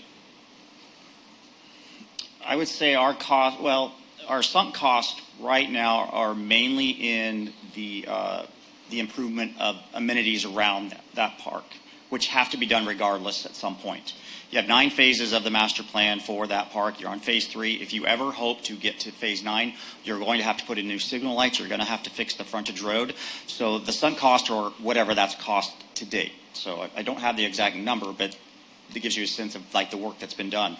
The second sunk cost is, of course, city time, city opportunity cost, but then the 50% that we're paying for the architecture fees, which is it's in the hundreds of thousands of dollars, would be the main. But as for a big ticket item that we have paid for so far, there really hasn't been one. The utilities and things that we need out in a sports park like that, are they different because of an ice center as opposed to having some soccer fields? So we would be paying a little bit more to structure and facilitate that kind of an entity as opposed to other things, right? Absolutely, yes. Ice rink has chillers, dehumidifiers. It is a big box of its own environment. A lot of utilities. Right. That So wouldn't be needed for soccer fields or. that's what I'm saying. So the amount of impact fees that we would use to do what would be considered normal sports park stuff would be probably far less than we are for this ice rink. So we wouldn't want to get ahead of our skis necessarily on that, I would assume, right? Okay. Could you go back a couple slides, sorry, and you talked about it right there. So where it says Sharks complete reconciliation of independent cost estimates, and then develop this reconciliation, and then it starts into city's contribution. Well, are you suggesting that the city's contribution is anything above and beyond $30 million, which was the original estimate of the building? No, what I understand to be at this point, and again, the Sharks have their own off-ramp too, so we're not the only ones, but they come back with that cost estimate and it's X millions of dollars. There could be a situation where they said, wow, this is not what we thought it was going to cost. I can't speak for them on that one. Yeah. But the city's contribution will be on top of whatever that project cost. So. Like the 10 million, plus or minus. Yes. So I'm assuming you're still in regular communication with the Sharks? And have they indicated at all, one way or the other, that, we're getting a little nervous here with these costs, or we still really believe we can get this? We check in with them every other Monday, and I talk to John Gustafson, who's the senior VP of the Sharks, and they continue to say we are coming to Gilroy. Okay, perfect. Thank you. That's do good to wanna know. Sorry, ask- I'll have a comment. That is good to know, considering that the construction cost index is up 35%. Right. And they know that. So suppose that's good for me, I'm really looking forward to mid-July to see what that number is. Yeah, and with the cost of money as well, As well. being up as significant as it is, that could be a 50% increase in your lease payment. So, would they be coming back July 28th? I mean, would we get an update then as far as, okay, at our next Yeah, I've been meeting? told that estimate will be done at the middle of July, so staff can come back at the end of July with again, another update. Okay. Just like we've done here. And I'm glad that you agree, because I do believe we need to get an ad hoc committee to continue this relationship with the new set of council. You guys okay waiting for July 28th to continue that conversation? Yeah, same with me. Okay, thank you very much. Wait, did I do public comment? Sorry, oh, so sorry. Here I go again. No, but we don't have Public any comment. We don't have any speakers. Beautiful. Thank you. Thank you. Moving on to item number 9.1, introduction of new business, acceptance of a one-year agreement with Santa Clara County Communications for emergency medical dispatching. Chief Liat, please. Good evening, Mr. Mayor, council members, city staff. I'm just here tonight to request an approval of a one-year agreement with the Santa Clara County Communications for the continuation of the emergency medical dispatch. This is the agreement that's been in place since 2003. The reason that we're here is they've had some restructuring of their fees. So the fiscal year 2025, that was about approximately $92,000, and the fee structure increased. And we were able to negotiate a fiscal year 2026, and that pushed it over $100,000, $100,800 to be exact. So to continue with that contract or that agreement that we've had for the last 22 years, I'm here to ask for the continuation of that one-year agreement with the County Communications Center. Comments, questions? I'm going to have a little bit less filter than Chief Liap had about this situation. This is typical county practice to have something, especially I'll point out the animal control contract started a certain number, and then in a couple of years it's tripled or quadruple. This is something that all cities that participate in this service are upset about, that it was essentially given to us at the 11th hour with very little discussion and the expectation that we would go from $80,000 a year to into the 300s. So the response from the county was that, well, we'll slowly increase this rate over the next couple of years. And so we found ourselves in a position not really to have much of a choice, and we still may not have much of a choice at one day, but I hope we do this somewhat kicking and screaming, that their methodology of full cost recovery is constantly inconsistent. And if it was cost recovery 2 or 3 years ago, then why isn't it cost recovery now? And if you were that bad in cost recovery the previous few years, you're really putting it on everybody who's using this service to make up for your mistakes. So that's... I have a question about that. Do they not get audited at all? Well, cost recovery is not really an audit function. When you do cost recovery, you're deciding how much and what pieces of cost recovery you want. So if you really want to, you can continue to add other pieces to that number to obtain more cost recovery. Like say, for instance, if we were to charge somebody a service from the city, we may cost overhead of 10-15%, but why not 25%? And I think that's what we're seeing here from some entities. And to be clear, the way out of this is to start our own ambulance. Correct. Is that correct? The way we're officially negotiated was this is a fiscal year 26 cost. 27 will increase to about $170,000. Then 28, it will be the full price, which is $308,000. And that is just for the EMD, emergency medical dispatch component of that service that is provided. So the only other way to get around it, and like Mr. Forbes said, there's other cities, fire departments, and agencies all dealing with this cost, would either pull that component back and do it in-house, which has its inherent cost, from training, staffing, and just that workload on the existing communication center. So this is a cost that is coming. And so what we do, we have a plan in place study and start talking about it. So that's what we've already started to do. But this is just a 12-month plan for us to buy some time and just kind of see what the feasibility to continue with the agreement, to contract out, to bring it in-house and try it within the Gilroy Communication Center under the police department. So Councilmember Ramirez?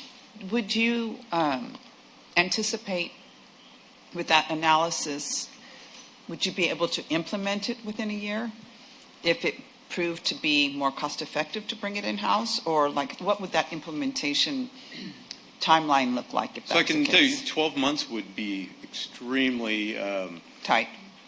I don't think it's doable. I Okay. think that realistically could be a 24, 36-month process. And a lot of that just has to do with the workload of the current dispatchers. There's 14 authorized within the police department's communications center. I think they're at 10. So that means they're already understaffed by 4. Being able to hire, recruit, train, and now you're adding the emergency medical dispatch component to that. That requires software, hardware. It's a pretty heavy lift for any communication center, let alone one that's not currently doing it. And then have to figure out what the cost is, and that cost could be pretty steep for us too. Would it be possible to partner, like let's say with Morgan Hill on that, so that some of the infrastructure could be shared, and then share the, rather than be continue to be beholden to the county and they're just kind of random increases? So interestingly enough, Morgan Hill's in the same position we are. They Right. contract with the county That's for what I the figure. emergency medical dispatch. So yes, I've talked to their fire chief, and we've been trying to have some communications on what can we do, along with some of the other cities within Santa Clara County. What can they do, and what does a consolidation or regionalization of that communications process actually look like? Okay. So right now, while yes, Santa Clara County Communications does the emergency medical dispatch component, they don't do any of the fire stuff yet. So there are just some opportunities for us to kind of look at doing other options that are good for the community and what's fiscally responsible. Oh, I look forward to hearing what you find. Thank you. Well, Councilmember Hilton? So just a comment, and then maybe I'll go to public comment next. But my comment would be I would say most of this council wants you to be fairly aggressive on some opportunities, and don't be afraid to share with that along the way, maybe mid-year or something. Absolutely. It's a good service, and if you aren't aware of the emergency medical dispatch component, that is the first step that our community uses to access the 911 system. So if you call 911 and it's not a police matter, it will most likely go through this process. It's a very important process for what we use. So I will absolutely, whatever updates or however I can keep you up to date with that process, I will. Thank you. Public comment? Yes, Mayor Council, we have one speaker, Ron Kirkish.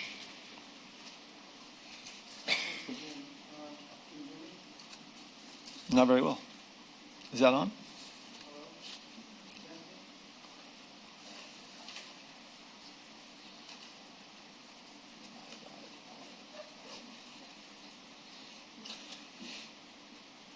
What did you have, Ron?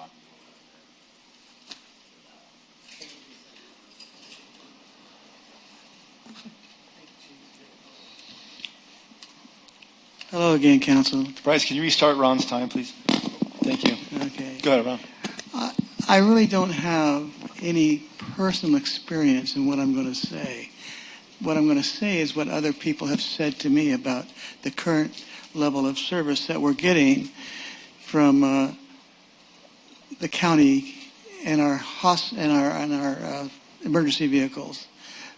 And what I'm hearing is it's not good at all. It's lacking a whole lot of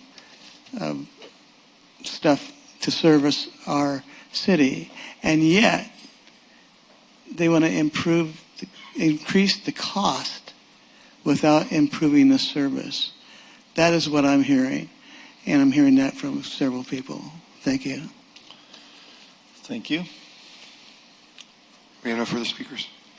All right, so I think there's probably no further questions, so I'm going to entertain A motion to approve a one-year agreement with the County of Santa Clara Communications Department for emergency medical dispatch in the amount of $100,878 and authorize the city administrator to execute the contract and associated documents. Roll call, please. Oh, excuse me. I'll second. I have a motion by Councilmember Bracco and a second by Councilmember Marks. Roll call, please. Yes. Councilmember Bracco. Yes. Councilmember Klein. Yes. Councilmember Fugazi. Yes. Councilmember Hilton. Aye. Councilmember Marks. Yes. Councilmember Ramirez. Yes. Mayor Boto. Yes, motion passes 7-0. Thank you. Thank you. Yeah, maybe. Yeah. It is 9:30. You guys know me. Going on to item number 9.2, approval and authorization to purchase real property located at 641 Old Gilroy Street, APN number 841-100-10 and APN number 841-100-28. Staff report, please. All right. Thank you, Mayor. Good evening, Mayor, Council, members of the public. Victoria Valencia, Economic Development Manager for the City of Gilroy, here to report on item 9.2, approval and authorization to purchase real property located at 641 Old Gilroy Street. This evening, Council is being asked to approve the purchase of real property located at 641 Old Gilroy Street for a total of $3.25 million and associated transaction costs for the purpose of expanding the city's corporation yard and utilities department operational space. Also, to authorize the city administrator to execute the purchase agreement and related documents, and to adopt a resolution amending fiscal year 2024-2025 budget with the water and wastewater funds for the acquisition of the property. The city's corporation yard, located at 613 Old Gilroy Street, houses essential operations for public works, utilities, fleet, and other city services. And that's here on the screen pictured in yellow. Over time, the city's operational demands and service levels have grown, resulting in space constraints at the existing corporation yard. In particular, the utilities department does require additional space to support equipment storage, materials, staff, and operations necessary to maintain current services and prepare for future growth. The current yard is 4.48 acres and is zoned general services commercial. A property located immediately adjacent to the existing corporation yard at 641 Old Gilroy Street, pictured up here in purple, is now available for purchase. The site currently contains warehouse space, 2 drive bays and offices, front office and administration building, and a side wash bay. Combined, the total acreage is 6.07. This property is uniquely situated to allow seamless expansion of the existing yard with little to no impacts to daily operations. It would require no major site redesign, infrastructure improvements, or off-site travel to integrate the 2 sites. The city can easily remove existing fences or barriers to create a unified, expanded facility. No nearby parcels are currently available, identified, or will be available in the near future. Buying this property supports the city's long-term planning and will make the work our utilities and public works teams do more efficient. Looking elsewhere, we'd likely face higher costs for land, permits, and construction, and depending on the location, we could see impacts to daily operations. Staff recommends that Council approve the negotiated purchase of the property for $3.25 million. As part of the terms, the agreement does include a 6-month leaseback, giving the seller time to conclude their business, dispose of personal property, and vacate the site. The city will take possession on or after January 1st, 2026. Let's see. Including the leaseback provision in the purchase terms ensures the city is able to secure this strategically valuable property while accommodating a reasonable transition period for the seller. This property offers a few key benefits. Near immediate usability, it can be integrated with our existing yard by simply removing some fencing. A strategic location, it's directly adjacent to the corporation yard. And long-term operational efficiency, reducing the need for costly off-site facilities or duplicate infrastructure. The property will be paid for using the Water 705 Fund and Wastewater Fund 700, with the 50-50 split, as the property will be utilized by both operations. A related budget amendment resolution is included to appropriate $1,625,000 each from Water and Wastewater Funds for a total of $3,250,000 for this acquisition. There is no general fund impact at this time. If council approves this purchase, the city administrator will finalize the agreement and close escrow. Staff will complete due diligence and will take possession after the lease period ends. Staff will then move forward with integrating the property into the current corporation yard and begin site planning for phased utilities use. Staff will return to council in the future with any additional funding requests related to site improvements, if there are any. And that concludes my report. I do have Heath McMahon, the Utilities Director, here to answer any questions related to operations. Thank you. Any questions for staff? We'll go to public comment. We have no speakers. Okay, I'll bring it back to council, and I will make a motion to approve. Second. Thank you. I have a motion by Councilmember Bracco and a second by Councilmember Ramirez to approve the purchase of real property located at 641 Old Gilroy Street, associated transaction costs for the purpose of expanding the city's corporation yard and utilities department operational space, and authorize the city administrator to execute the purchase agreement and related documents. Roll call, please. Councilmember Bracco. Yes. Councilmember Klein. Yes. Councilmember Fugazi. Yes. Councilmember Hilton. Aye. Councilmember Marks. Yes. Councilmember Ramirez. Yes. Mayor Bozo. Yes, motion passes 7-0. And I now need to entertain and adopt a resolution, entertain a motion to adopt a resolution amending fiscal year 2024-25 budget within the water and wastewater funds for the acquisition of the property. Motion? I have a motion from Councilmember Klein Second. and a second from Councilmember Marks. Roll call, please. Councilmember Bracco. Yes. Councilmember Klein. Yes. Councilmember Fugazi. Yes. Councilmember Hilton. Aye. Councilmember Marks. Yes. Councilmember Ramirez. Yes. Mayor Bozo. Yes, motion passes 7-0. Thank you. Moving on, thank you, Victoria. Moving on to 9.3, Gilroy Center for the Arts proposed mural project and donation acceptance. Bryce, please.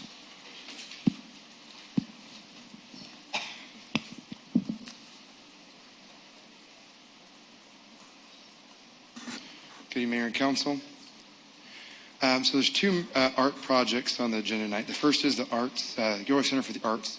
The city received a proposal from the Arts Alliance, a request. The Arts Alliance currently leases the Gilroy Center for the Arts from the city.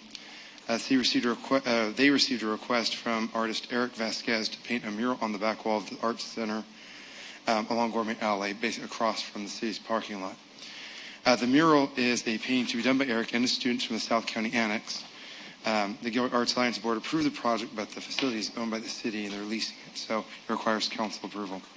No city funds are proposed to be used for the painting of the mural. The Arts and Culture Commission did consider the item at their June 10th meeting and recommended council approval for it. So on the screen is a design that was included in the packet.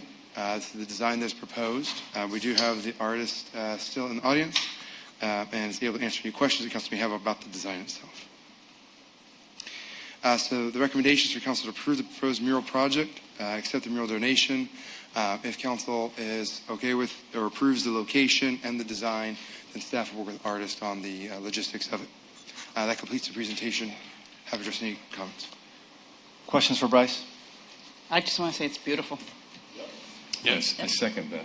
That's great. All right. Great job. Public comment? We have one speaker, Eric Vasquez.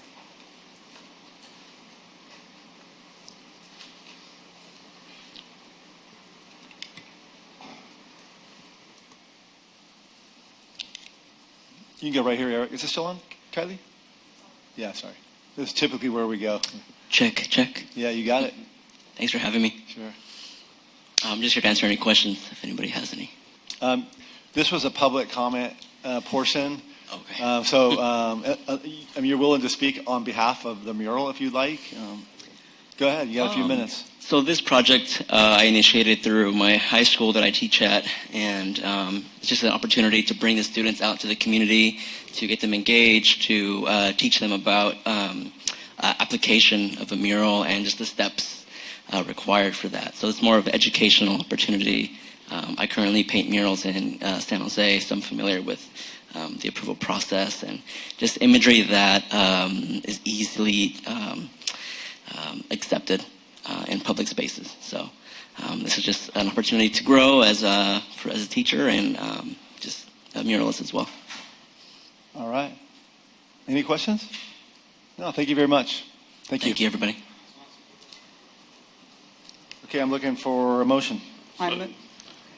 Okay, so I'll entertain a motion. I am entertaining a motion by Councilmember Bracco and seconded by Councilmember Ramirez to approve the proposed mural project and delegate acceptance of the mural donation by the city administrator. Roll call, please. Councilmember Bracco? Yes. Councilmember Klein? Yes. Councilmember Fugazi? Yes. Councilmember Hilton? Aye. Councilmember Marks? Yes. Councilmember Ramirez? Yes. Mayor Bozo? Yes. Motion passed 7-0. Thank you. Moving on to 9.4, public art plaque and augmented reality art project in the downtown Paseo. Go ahead, Bryce. Mayor and Council, this is the second piece that's being considered tonight. The city received a request from Art Builds Community. They are hired by Santa Clara County Office of Women's Policy to manage the Womanhood Project, which is a multi-year project to recognize women who have made contributions in Santa Clara County. Sorry, my voice is going. The project selected Ascension Solosano for one of the recognition pieces. The artist is Kathy Yoki, who has completed a few pieces for this project, prepared the design for the specific piece. The artwork is an augmented reality piece that is experienced through a marker and a mobile app on a device to view the art itself. The proposed location is that they're requesting to place it, a placard in the downtown Paseo next to the early settlers history sign depicted on the image here and located in the red box identified in the picture. On the screen is a illustration of the placard that is to be posted. It's two pieces, the Honor Woman placard, which is on the bottom, and then augmented reality experience instructions are on top. Overall 24 inches wide and about just short of 20 inches in height. The artist has designed the experience to include the placard being accessible with Braille and audio. The audio that describes the artwork and the curriculum to be developed in later phase will be accessible online. And the QR codes lead to the project website, and they can view the augmented reality piece. Let me go ahead and pull up the video that shows what the art image is.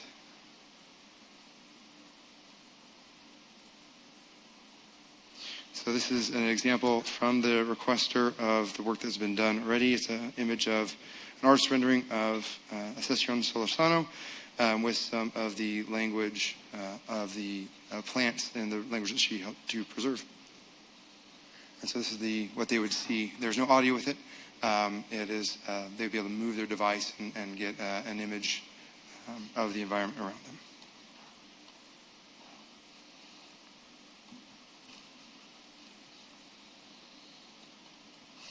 So the placard is printed on 3mm dye bond, laminated coating, so it's rigid but lightweight as well. Specific installation will be reviewed and approved by Public Works because it is in the walkway. If approved, it would be a 5-year encroachment permit. The program is 5 years long and will be granted with conditions involving maintenance and replacement or removal by the requester. No city funds are being spent for this project.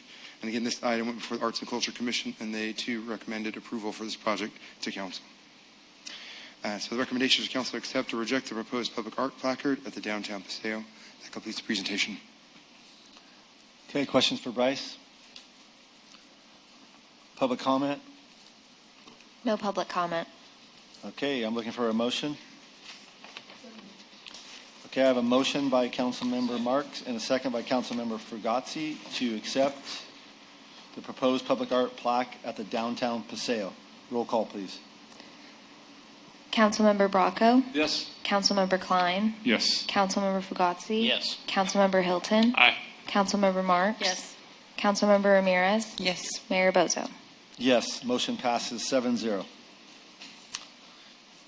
Thank you, Kylie. Great job. Item number 9.5, approval of the amendment to the lease with Gilroy Gardens Family Theme Park, removing the Tree Haven Fire Station from the premises. Staff report, please. Thank you, Mr. Mayor.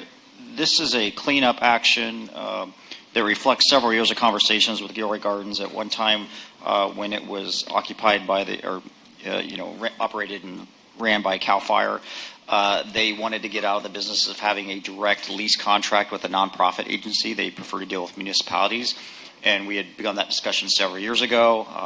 Changes of chiefs, other priorities, and such.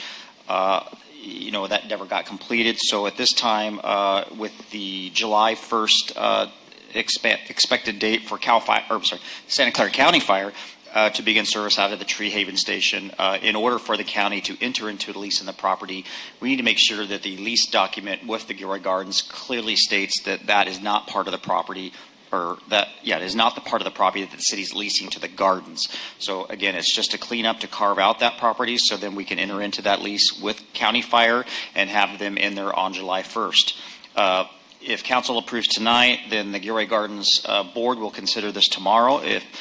If the board does not approve this amendment tomorrow, we will need to have a serious conversation about what's going to happen on July 1st concerning our fire service and where that fire department is going to be housed. So this is a very serious and an item that needs to be expedited, and we're doing our part tonight, so hopefully the Gardens Board will do theirs as well tomorrow. That concludes my report. Questions for Jimmy? I have a question. Sure. I understand that the fire station shares the electrical meter with Gilroy Gardens. Will that practice still continue, or could the city request for PG&E to put in a separate meter?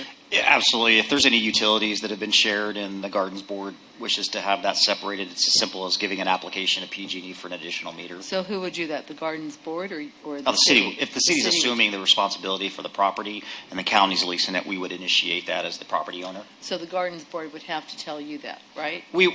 Sure, but it's likely we would do it anyway because they no longer have control of that piece of the property. So, as you would say, it wouldn't be fair to continue to make them pay for it. And are you planning on going tomorrow to emphasize the importance of this? Yes, myself and Mayor Bozo, as a board member, will be there tomorrow to discuss this. All right, thank you. Thank you. Additional questions? Okay, public comment? No speakers. Okay, I will entertain a motion.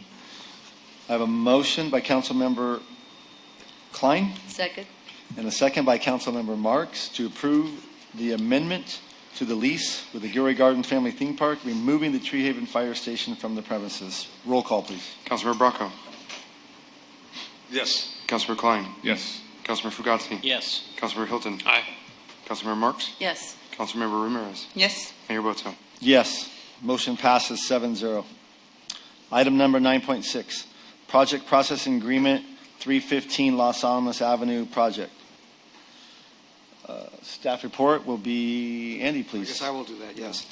This agreement concerns the processing of the Builder's Remedy Project at 315 Los Animas Avenue. That project is now 530 units, and it would contain 20% affordable housing to lower-income persons or households. Staff has been processing the project and is currently performing CEQA analysis. The agreement was proposed by the developer, and it's quite similar, although it's actually better for the city, than one that was executed by the developer with the city of Morgan Hill for the project on Tennant Avenue, and a similar agreement they also have in Roseville for their project there.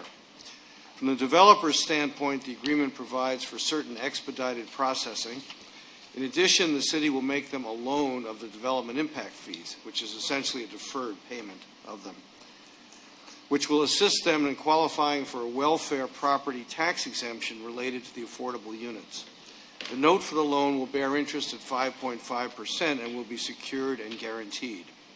The agreement clarifies which objective city standards will be applied to the project, including all life safety standards, and which will not, and thus avoids disputes over the applicability of standards to builders' remedy projects.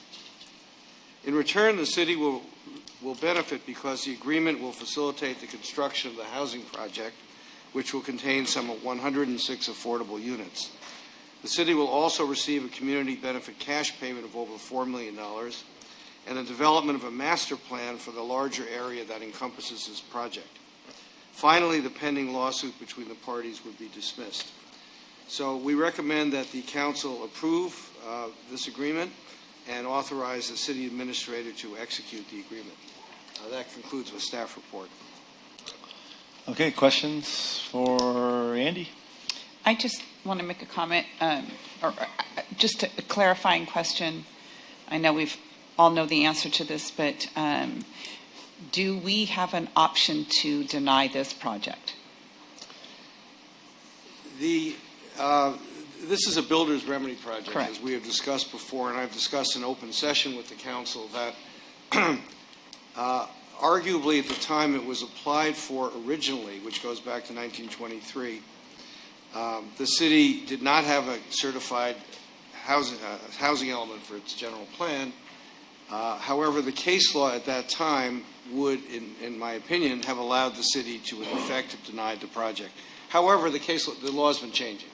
The legislature has continually strengthened the builder's remedy in favor of the developers, and therefore, if we were to turn this project down at this point, I think we would entertain substantial legal risk.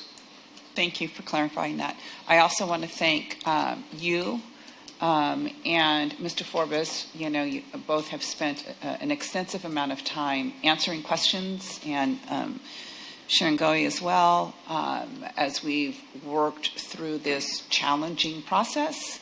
And so I just want to thank you all for that. Councilmember Fugazi? Yeah, I'd like to lead off with that too. Thank you very much to Mr. Faber and Mr. Forbes for going through this. Is a very challenging project, dilemma, however you want to look at it, for quite some time for the city, and especially at certain times, a lot of let's just say a lot of drama around it from lots of different sides, and to try to now put that to some finish is a really good idea. And it's also we've negotiated some things out of it that we might otherwise wouldn't have had before. That being said, I think it's also and I saw this early on, I think, which is it's an opportunity in that section of our city to have a smart way of potentially expanding by creating a new kind of master plan, a new way of looking at this area of the city, a new way of possibly bringing in services and whatnot in the future, using some of the funds of the $4 million to even maybe do some of it. Some people have talked about the remote police station and other kinds of things that can come down the road, but we need to make a plan for that, and that was negotiated in this as well. As I mentioned in closed session, I think that the map that is Exhibit B needs to be altered in such a way that we can best do that. While sitting here, I provided just a sample rough one to Mr. Forbes to take a look at after the consultation that we had earlier today. But for me, that's the key part of this, which is not just approving this island out in the middle of nowhere, but also helping to provide a way that we can grow the city in a smart way out there and use this as kind of a kickstart to do that. And with them paying to make all those plans, I think it's appropriate. So I just wanted to throw that out there. Councilmember Hilton. Yeah, and building on top of that too, one of the things that we talked about is really casting a wide web when it comes to that, or wide net when it comes to the Murray Los Animas Avenue overlay, and not just thinking about where it stops at Los Animas, but continue north.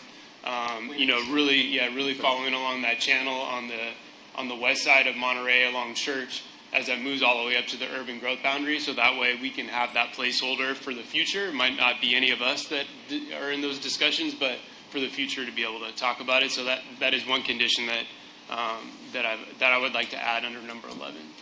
May I make a suggestion? That is paragraph 11 to the agreement. As currently written, it provides for the master plan to be generated with the city and the developer cooperating, but the developer paying for it. on what is called the Murray-Los Animas Avenue Overlay Combining District, which is an area the city set up as a kind of tentative specific plan district some 20 years ago. It has not done much with since, frankly. If it's the desire of the council to require that to be changed, we can certainly convey that to the developer. And if that is the council's desire, then the motion should direct us to make that change. It authorizes the staff level to do that, but also should describe exactly what the boundaries should be as best you can, so there's clarity on the boundaries on all four sides or whatever shape the area turns out to be, so we can convey it clearly to the developer. What did you? Perhaps Jimmy can do it from. I mean, I gave a rough one too. Oh, I'm sorry. Yeah, I think if you pull it up there, the easiest. Go to public comment. Yeah. Thank you. Thanks for the reminder. Any public comment, Bryce? We have no speakers at this time. Thank you. Okay. While he is doing that too, there's no speakers, so while he's doing that, also I didn't think the way it was laid out before, below the canal, that's pretty much already been decided in the city with all of the factory kind of development that is already there and warehouse. So really it's north of that canal that really is the important meat of the new stuff. Yeah, over the last 4 years, we put in some pretty good or approved really good industrial plans. One of them just came here not too long ago, Heatwave, right? Bringing their corporate headquarters here and building out. So I don't think we're really interested in trying to change And the new that. storage facility too that the kind of commission also approved. That's right there.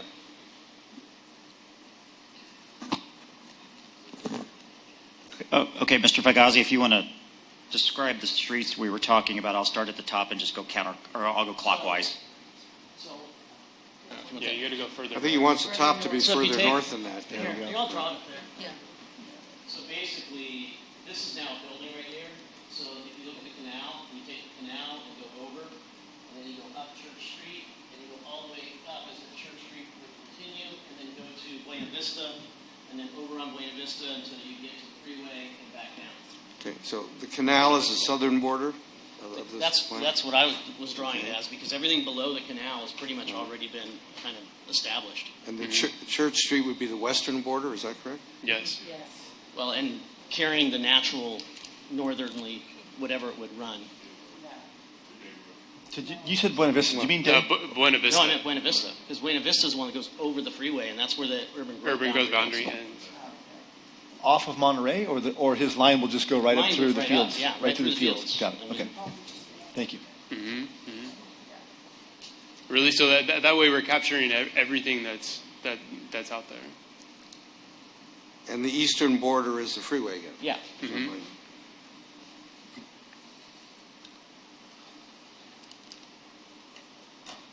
So do you want to try to put, is that our goal, is that you're going to put that in words? Yes. Here, Councilmember Hilton? Do you want me to name off the streets? Well, it sounds like that the city attorney asked for some description so he can amend one of the items there. And we'll do that through a motion, correct? Yes, but let me ask a question before we do that, if we could. And that is, on the western side, Church is a large developed area. Would that be included in the planning? Or are we talking about north of Cohansey? There is still stuff in that general area that has not been developed. I believe, for instance, down further south, I believe there's some in there and some in there, and so it does make sense, in my opinion. Okay. So as I understand, well, let's go back, perhaps. The southern border is the canal, right? Correct. Okay. And you follow the canal west to Church Street. Follow Church north to Keep going north. Buena Vista. And then you're going to just continue going straight until you intersect Buena Vista. No, keep going. Keep going north. Yeah, through the Buena Vista's fields. up. Keep going. Whatever the natural It's line north. would be. Because it may or may not include that in the future, but you know for sure you're going to have It's north of Day Road, isn't it? Yeah. Okay. Jimmy, he wants you to stay on Day, go right through the green belt of that ag Oh, I field, got- okay, I right through understand. there. Stay on Church, you mean? Yeah. So Church gets there. It Yeah, there you go. Oh, gotcha. Okay. Go up. Right, you already passed it. And now Buena Vista, right? there's Councilmember Buena Fugazzi, Vista right also, there. Right there. They're the field, Yeah. Buena Vista. So Okay. Buena Vista is the northern boundary, and To then the 101. freeway is the eastern boundary. Okay. I think that's an adequate description that describes the area you're talking about. Okay, so I'll try this. So the motion would be to approve the project processing agreement for 315 Los Animas Avenue, and then amend, or actually, How about with direction to staff to modify the agreement to describe, as just mentioned, the description of the master plan area in paragraph 11, as we just said out loud here, and then authorize the city administrator to work with the developer to make that modification to the agreement. Thank you. Without bringing it back to council, assuming the developer agrees. that would be my motion. Excellent. Okay, I'm looking for a second. Second. Okay, I have a motion by Councilmember Hilton and a second by Councilmember Ramirez. Roll call, please. Councilmember Bracco. Yes. Councilmember Klein. Yes. Councilmember Fugazi. Yes. Councilmember Hilton. Aye. Councilmember Marks. Yes. Councilmember Ramirez. Yes. Mayor Bozo. Yes. Motion passes 7-0. Moving on to item number 10, City Administrator's Report. Thank you, Mr. Mayor. I have just one real quick report concerning the Santa Teresa Fire Station. The request for proposal for a project manager was released today by our Public Works Department, and the second of the third escrow payments from the Glen Loma developers in a total of $2 million was received in the last 2 weeks. So we only have one escrow payment left of $3.6 million, so we're 2/3 of the way there. That concludes my report. Thank you. And when is that supposed to come? The third payment? Upon approval of tentative map, I believe it's 2403. So one It's of the the final map. The final map. Final map. The not final tentative map, right. yeah. All right, and when is that supposed to happen? When they're done with construction. But, Oh, all right, okay. Yeah, I'm not So sure at the about very end? yes. Thank you very much. Moving on to item number 11, City Attorney's Report. I have no report, but we have item 12, closed sessions, if you want to go into that. Take it away. All right, 12.1, conference with real property negotiator pursuant to Government Code Section 54956.8, Gilroy Code 17A8. Properties Gilroy Gardens Theme Park, the APNs are given on the agenda. Negotiators Jimmy Forbes and Victoria Valencia. Other party to negotiations, Gilroy Gardens Family Theme Park, LLC. Price and terms of payment for sale or lease are under negotiation. Item 12.2, conference with labor negotiators, collective bargaining units pursuant to Government Code Section 54957.6, Gilroy City Code Section 17A11.4. Collective bargaining units are Gilroy Police Officers Association, Inc., representing Gilroy police officers, Gilroy Management Association representing mid-management employees, GMA, and unrepresented exempt employees, confidential department heads, and council appointed. City negotiators Jimmy Forbes and Leanne McPhillips. And anticipated issues under negotiation are wages, hours, benefits, working conditions, memorandums of understanding, City of Gilroy and Gilroy Police Officers Association, City of Gilroy and Gilroy Management Association, GMA. All right, so we need to take public comment. We have no speakers at this time. No public comment. Then we need to take a vote to go into these closed sessions. No, I take it back. Wait a minute. Now I'm confused. I take it back. We go into closed sessions and then take a vote to stay in, and that's a reportable action. I can't believe I messed that up. Thank you. All right, let's Yes, go into you're closed welcome. session. All right.